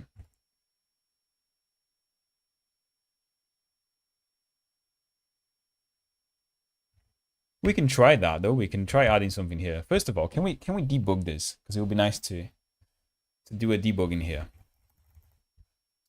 Debug, focus on console view, debug npm from a script. I just want to debug in Golang. There you go.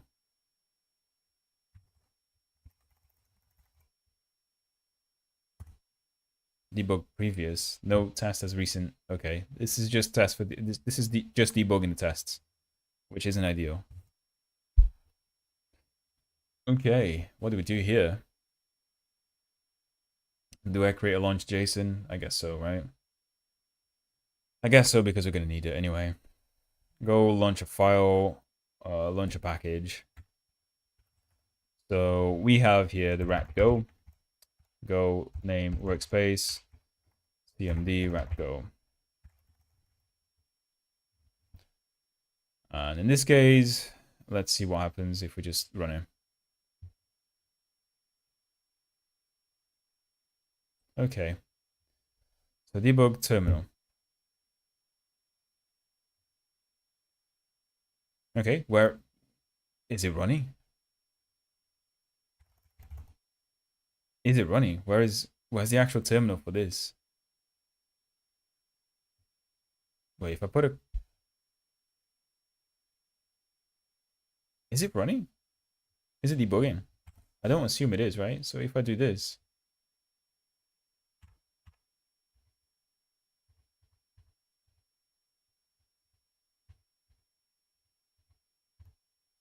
Yeah. Like, where is my terminal?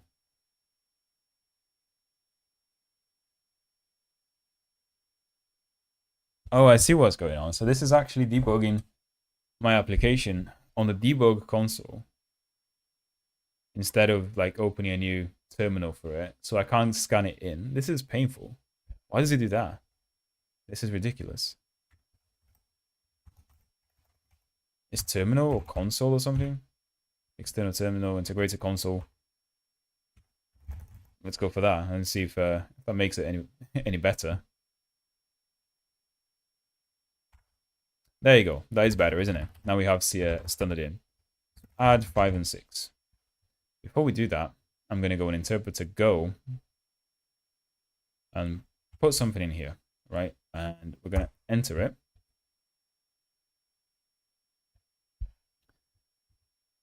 Now Lua command executing Lua, it's fine. Now this is the bit where it fails. There you go. So file close and whatnot. So what can we do now?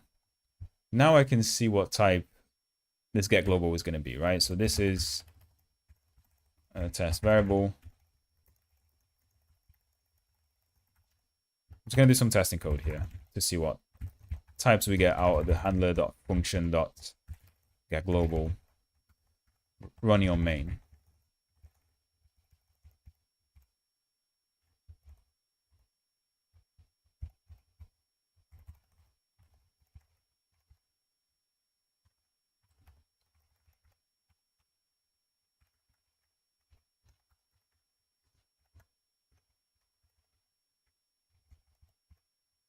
Right.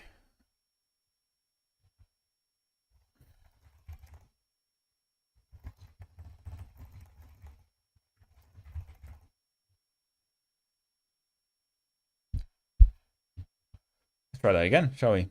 So open file, latest run JSON, add 5 and 6. We go through there.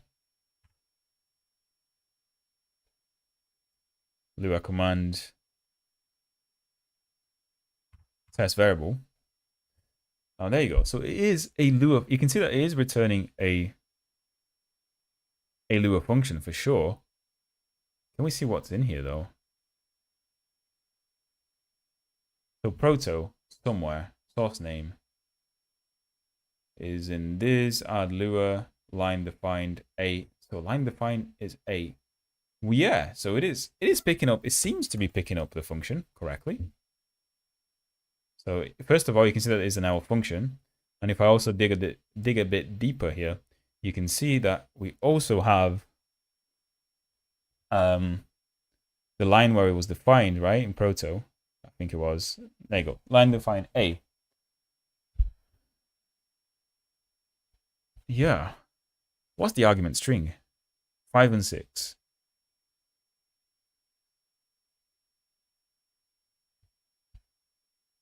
Ah, could it be that the argument string is fucked? I think the argument string is fucked. That's what's going on here.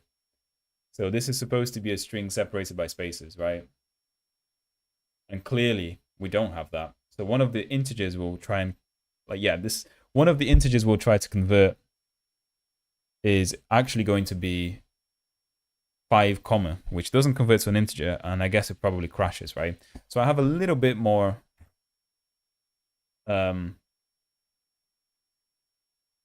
I guess confidence that this is going to work, right? Now, how do I change this? I'm just going to do this. Now let's build it again and see what happens. So if we just do it again, if we just do it, say make build in here, and then I do build rep go, add 5 and 6, it still fails. It still fails. But why? Call by parameter. The thing is, it doesn't really give us any kind of interesting problem, any interesting errors here. It's just a segmentation fault. Now, if we run it ourselves, so add 5 and 6.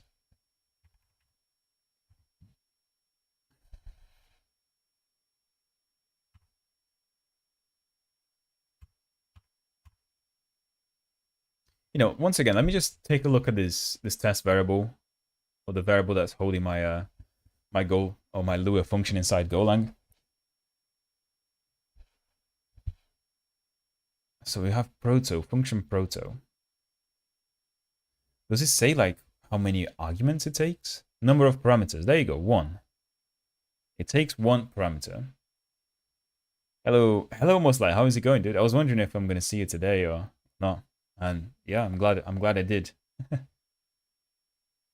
Source definition, defining line A. Code is, this is the bytecode for it, I guess. Constant or whatever.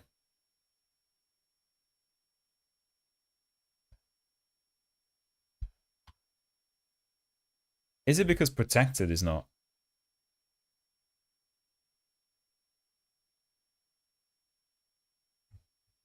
Glad to hear you. Glad to hear, man. Trying to be here, but sometimes, you know, you gotta do chores. Yeah, no, dude.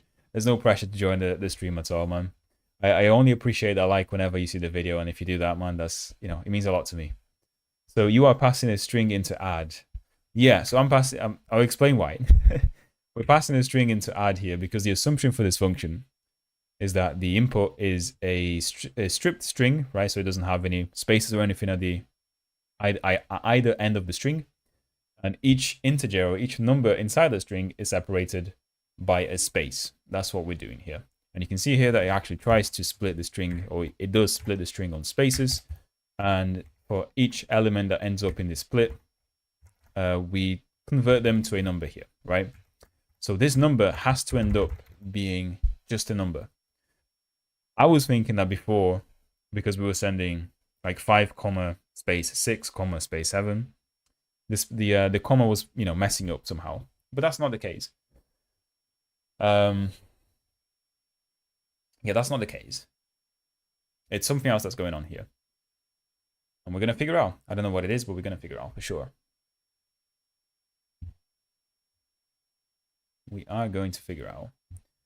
Could it be the protected thing? I don't know what this protected is, but if I change this to a false, what happens? If If I change it to false and I do rep go,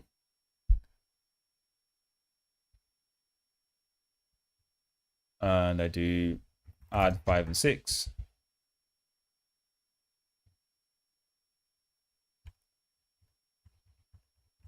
does this still fail? Yeah, it still fails. So ls, if his stack is full, you have to rebuild now. I think this does it automatically, but I'm going to rebuild it. So when you do a launch.json for Golang, because the type is Go, and you say where the package is, it should automatically rebuild it, but maybe you're right though. Maybe if we just rebuild it now.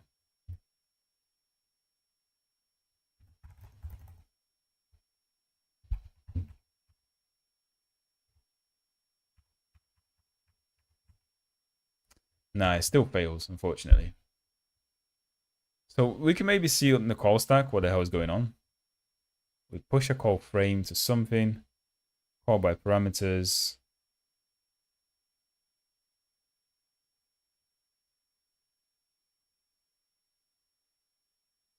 Call by parameter is this, and then it calls arguments. What's arguments? In this case, it's a Lua string. And return is 1. So CP here. The handler is gopher-lua nil. And then he goes into call, which calls R. I don't know what call R does. Push call frame. It seems to be that this is implemented as a stack, which is pretty cool, to be honest. So call frame is also failing. We've got the function here, right? It's G. This is not a G. This is not a G function, bro. This is not one of my Gs.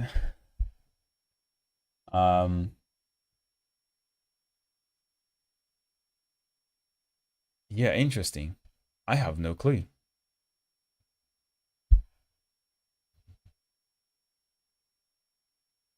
Raise error. Attempt to call a non-function object.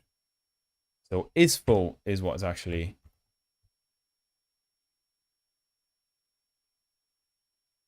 I guess this is what is actually doing it. Let's put a breakpoint there and see what happens, right? So let's run this again.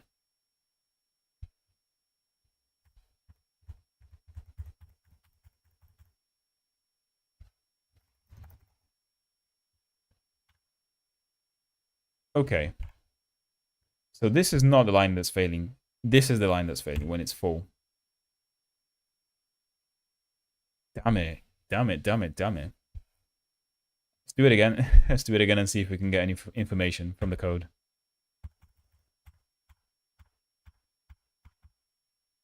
Okay, add 5 and 6.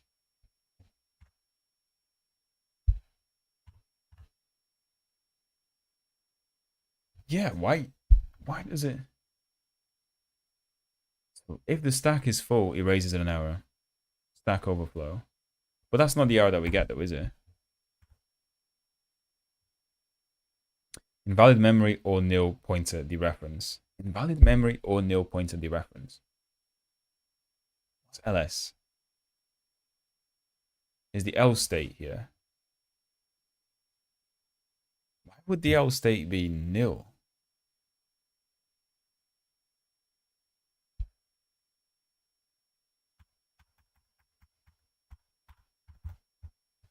So add 5 and 6. Oh, my bad. Add 5 and 6. Right, let's get into that state again. Is ls nil in this case? It can't be. No, it's a valid pointer. I can see it here.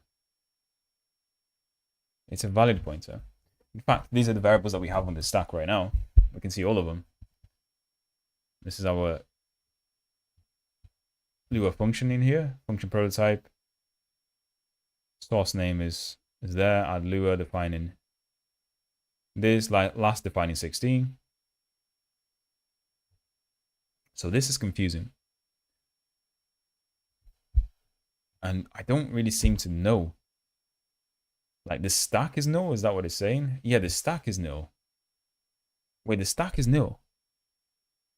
That's why. Do we have to create the stack? Oh my god, we just went through all of that just to realize that the stack of this is null. I bet there is something saying in here that we have to create a stack, right? New state, do file.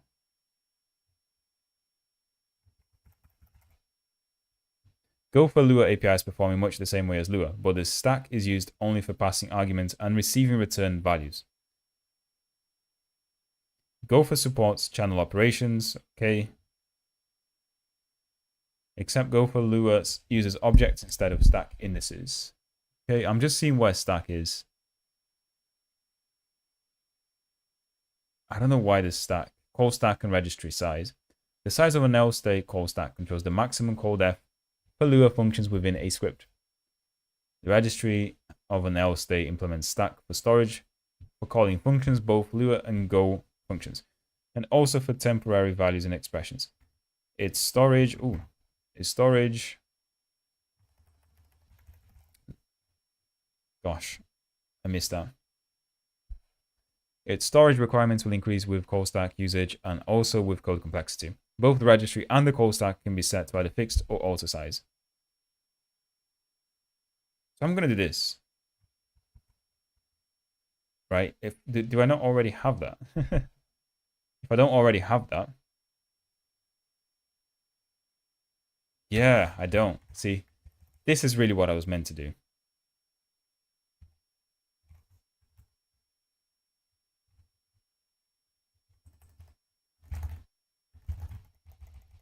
Okay. This is really what I was meant to do. So registry size, these are probably way more than we need to have.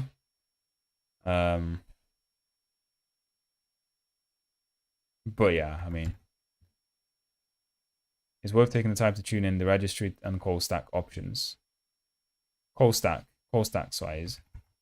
This is the maximum call stack size of this L state. So this is what we're going to pass in here, right? And obviously this is a big freaking registry size for, just having a simple function somewhere, but we're going to go with that. Let's try and build it again, or make build.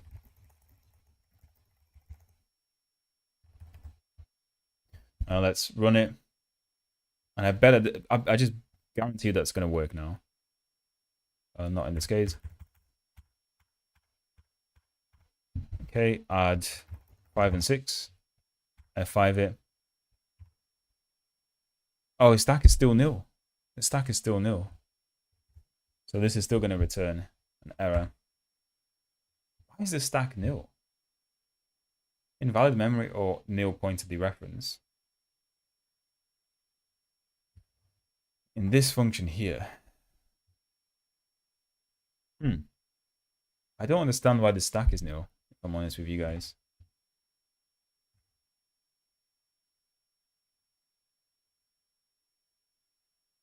Stack is nil.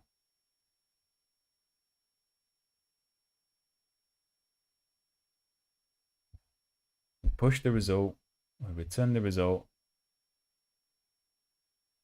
You have to rebuild. No, I haven't missed any messages. I do wonder if they've got any issues with that.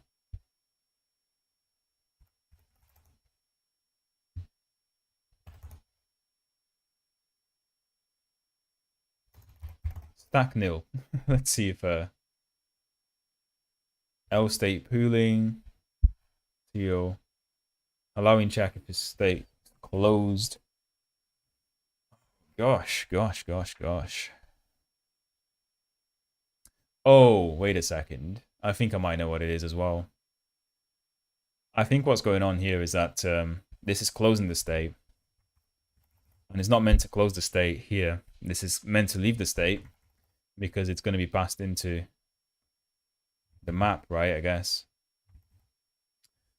Maybe I'm an idiot, but let's see. I mean, what we had before was something like this, right? So we had this. I'm going to just comment it out here.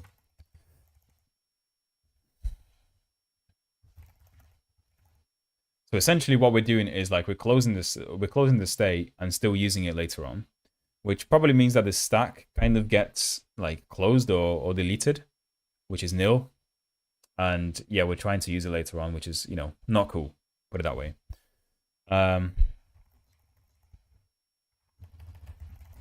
So this is like a free after, you know, use after free kind of bug in Golang, I guess, which isn't ideal, not at all. Oh gosh.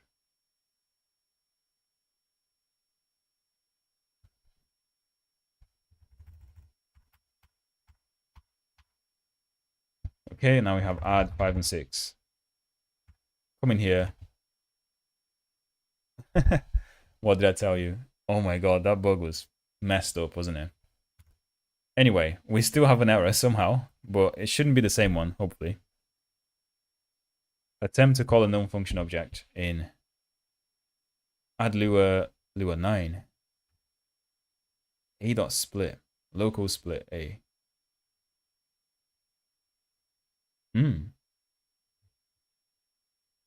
Attempt to call a known function object. G. N.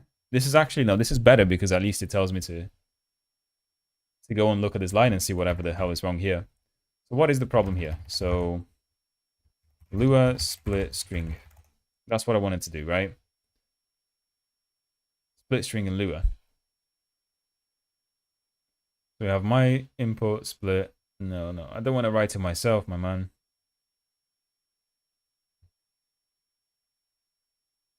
So just a string gmatch will find pattern in the string. This function will tell things between patterns. Wait, so there is no string split function in Lua? Oh my god, there isn't. There isn't a split string. I like this solution, the short solution. S delimiter. Huh.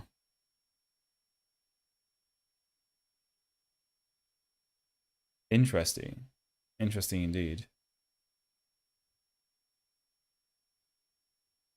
So where did I get this damn thing from? Because it clearly doesn't work in Lua. How to split a string in Lua? Consider the example shown below. Lua is great.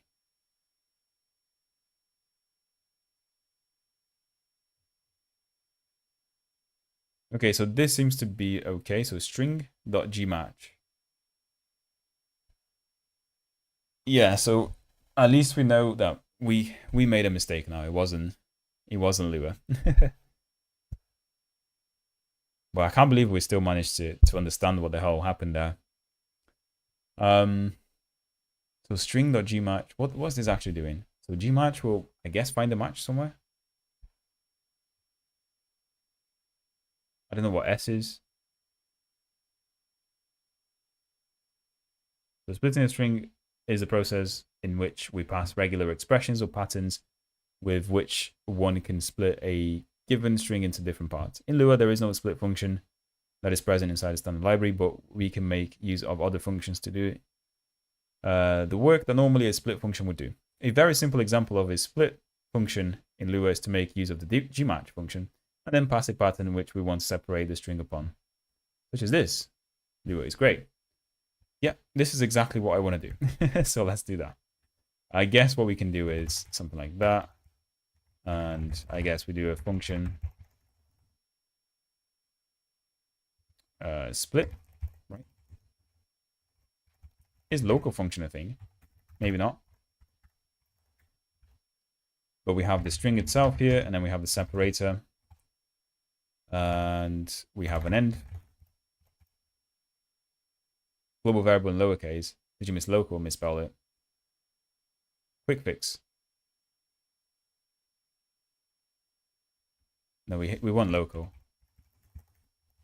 Local function, okay. Move all of this in here. Now, I need to create an array and return that. That's what I want to do. Looks like global rejects match. Yeah, it does look like global rejects match. Arrays in Lua. We're starting from the bottom, guys. We're starting from the bottom. We don't even know how to do arrays. So this is a new array. an array 1 do end. Any attempt to access a field outside the range will return nil instead of 0. Create an array with indices from 5 to -5. Okay. Will this work then? This is what we want to do, right? So we create a nil array.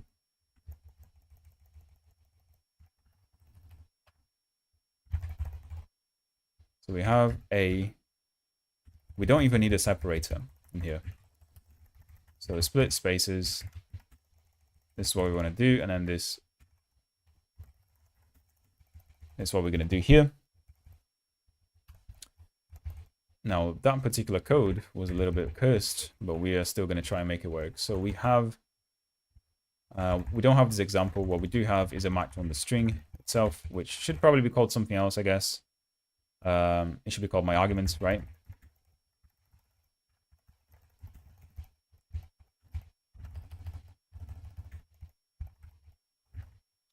And then for I in match,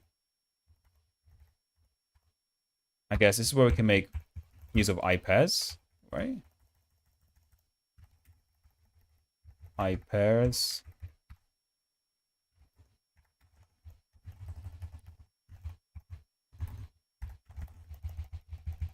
Okay. So what is this complaining about? Cannot assign function unknown parameter to vtable.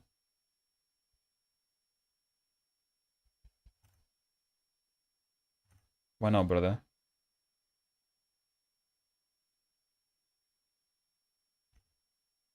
Why not? Please just let me do that.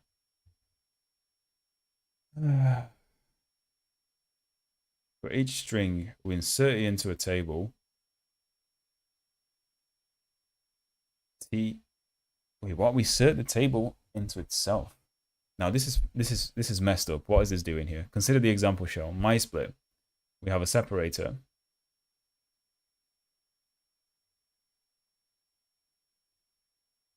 So this is not returning an array of the split strings. This is returning an array of the split strings and adding the separator in there as well on the parameter. But what do we have here? So we have table.insert. Where is table from in this case? Table.insert this. So is this going to automatically create a table for us? Oh, this website is suspicious. We do not want to go on there. Tutorialspoint.com, what are you guys doing? Yeah, let's go back to Stack Overflow and see what they were saying. So Lua's string split. I just want to get the simplest solution, basically.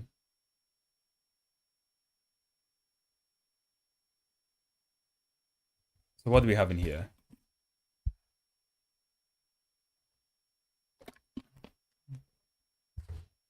So this is TK in Gmatch. Do that.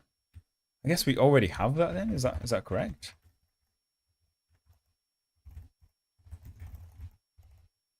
This is gonna work, I guess.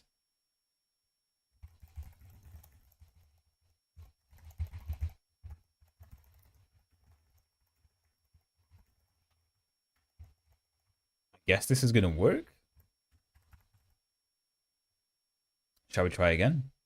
Now the cool thing is that we don't have to recompile this because we've just changed the Lua file.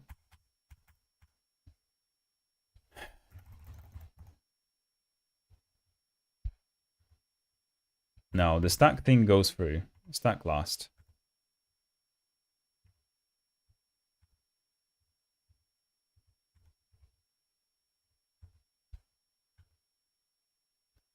Could not return type to a string. Wait, could not cast return type to a string. Interesting. So let's see what the hell is going on there.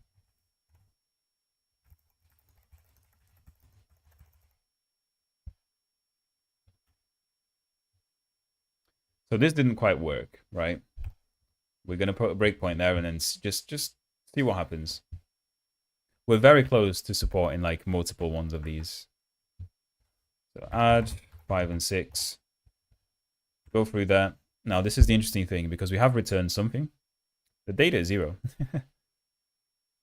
Somehow. What? The data is 0. But why?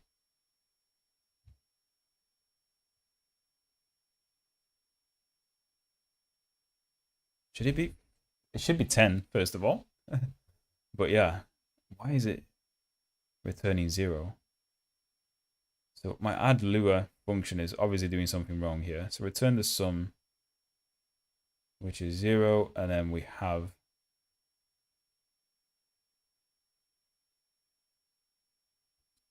kind of feel like we are not doing.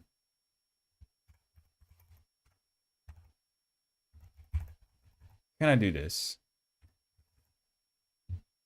Can I try again? I just want to see what the split is returning, because I kind of feel like it's not returning anything meaningful. There you go. It's a table.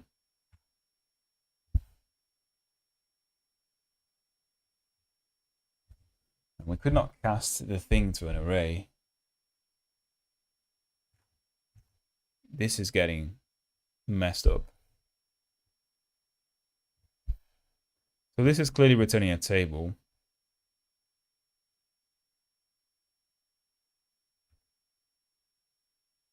We don't need I pairs in here. Right? I suppose. Try call table, insert a value.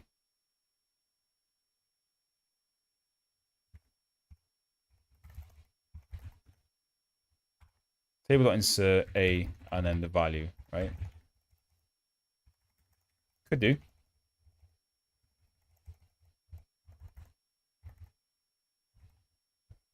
But I was just wondering if the I split here was wrong, because essentially it's doing an I split where the value itself is going to be the key value pair. But really, we don't need an I split if that's already a table. So that's the main change that I've done, which I think will probably work out a little bit better. But we will see. So this is still a table. Okay. Attempting to call a non-function object. Now, on line 80, on the state here,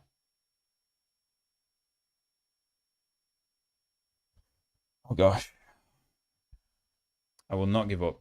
So easy today.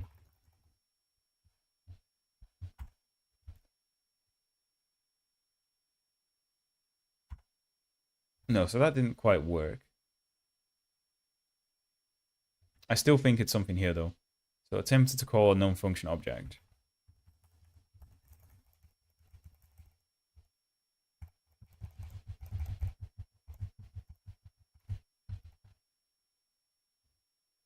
Come on.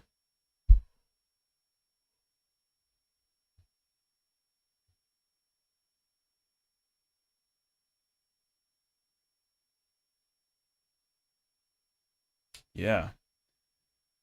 We're getting messed up by a string split, guys. I'll tell you what's going on.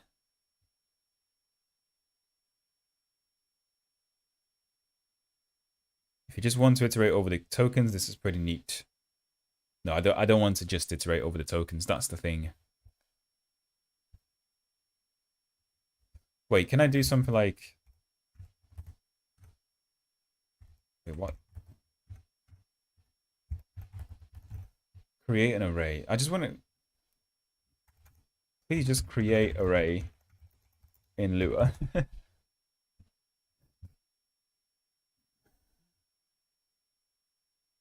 So it seems like arrays and tables are the same thing, right?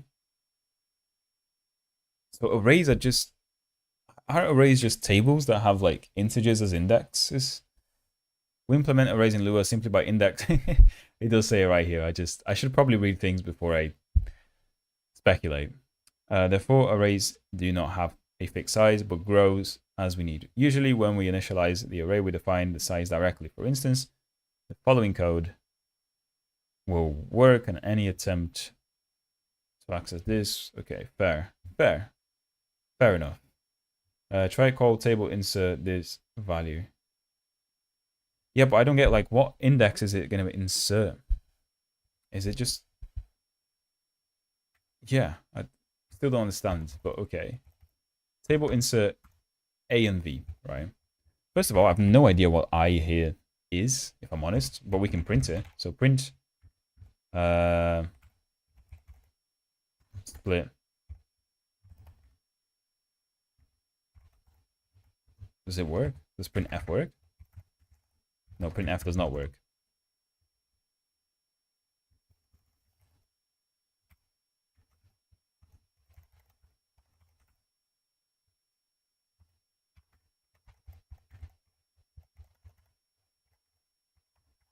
Doing this in the most inefficient way possible.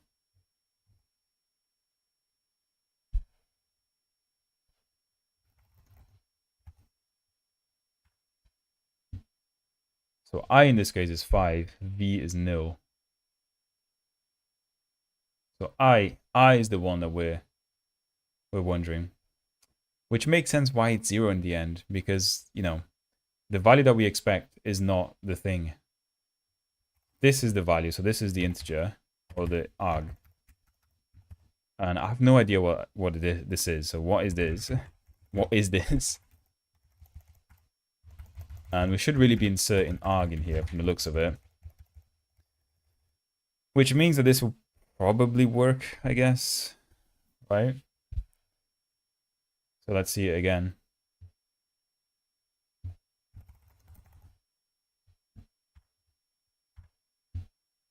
Again, we have some panicky stuff, but I'm not too bothered about those. So why do we still have the eyes in... Well, not in there. They shouldn't be showing up.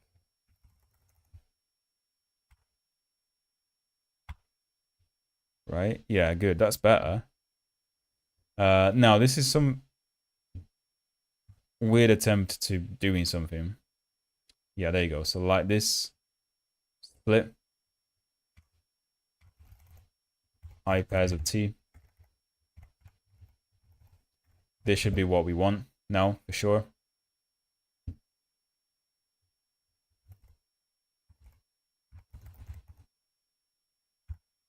Okay, that's better. I expect this to be actually 11, which is good. That's amazing. That's really good.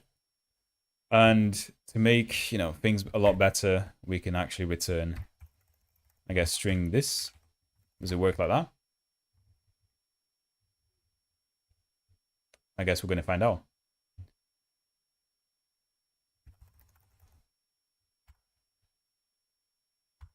No. Is it 2 number? There was 2 string, right, as well. Of course.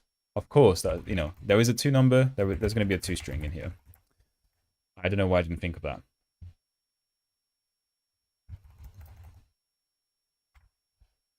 And now this should be okay. So we're good. And there you go. Which is good. Definitely cool. Yeah, and you can see this is actually what I want to get to in this string. So if we just were to kind of like modify this a little bit and then add a subtract one, it's just as easy as doing a sub in here. And whatever we have in this, we're going to leave that split spaces in there because why not? And we have a main in here. And instead of that, we are going to...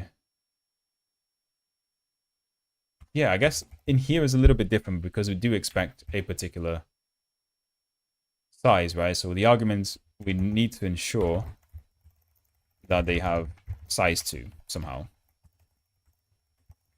right? And we can do this on Golang side, right? So do this on Golang side.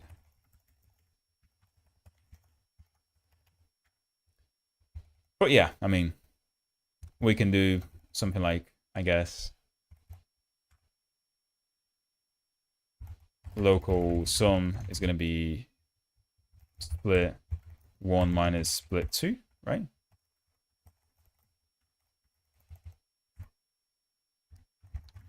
And that's what we do. And on the Lua side, on the Golang side, that is, I don't really have a config that will kind of take this as user input yet, but if I did, it would just be as easy as doing, you know, adding this to a config file somewhere, and it will like, or at runtime, it will just pick up whatever plugins we have, right?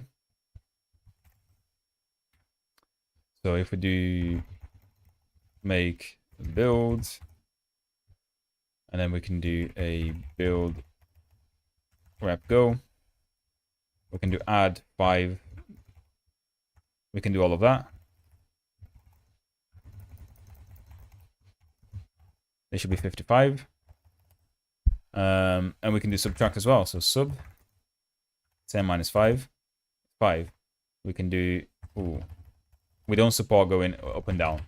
We can do sub 5 minus 10 should be minus 5. We can do sub this minus 1.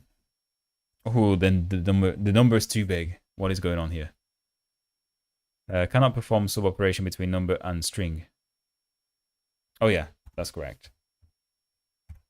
I obviously need to improve the error a little bit more, because if we do panic, oh, this panics, which is a problem though. Yeah, if we do panic, then that's a problem because it's going to stop the program, right? But we don't really want that. But I wanted to do something like 10,000 or whatever minus 1. Oh, I still put the same thing. It should have been 10 sub 10 zeros and 1. There you go. You added minus in your command. Yeah, I realized that. I just wanted to stress test it, put it that way. But that was cool though. We managed to get quite a lot done today, and it's actually getting quite late. I have a very, very busy weekend this week. I've got like a birthday party to show up to tomorrow. I've got a Halloween party to show up to after the birthday party. I've got to record a video during the day. I've got to hit the gym as well, because I'm not going to be able to the rest of the weekend because I'll be tired. And I've got to start packing for my holiday. So with that said, thank you all very much for joining. Anton, thank you very much again, my dude. You are a pleasure to work with, because you're just always watching my stream and watching what I'm typing and saving myself. You'll celebrate your birthday. No, it's not my birthday. My birthday is in July. It's already passed. It's a friend's birthday.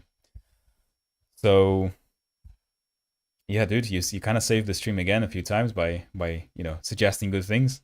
So thank you very much for that. With that said, thank you all very much for joining. I'm going to call the stream here, guys. It has been quite a productive one, I would say, right? We actually managed to get something done today. And I do understand how kind of the Lua ecosystem works with gopher-lua a little bit more. It just seems to me that everything is implemented with a stack. But yeah, I mean, I'm going to continue doing this because I still feel like I don't have enough knowledge to go and implement this on the urgent side yet. But yeah, anyway, thank you all very much. Good night, and I'll see you next time. Bye-bye.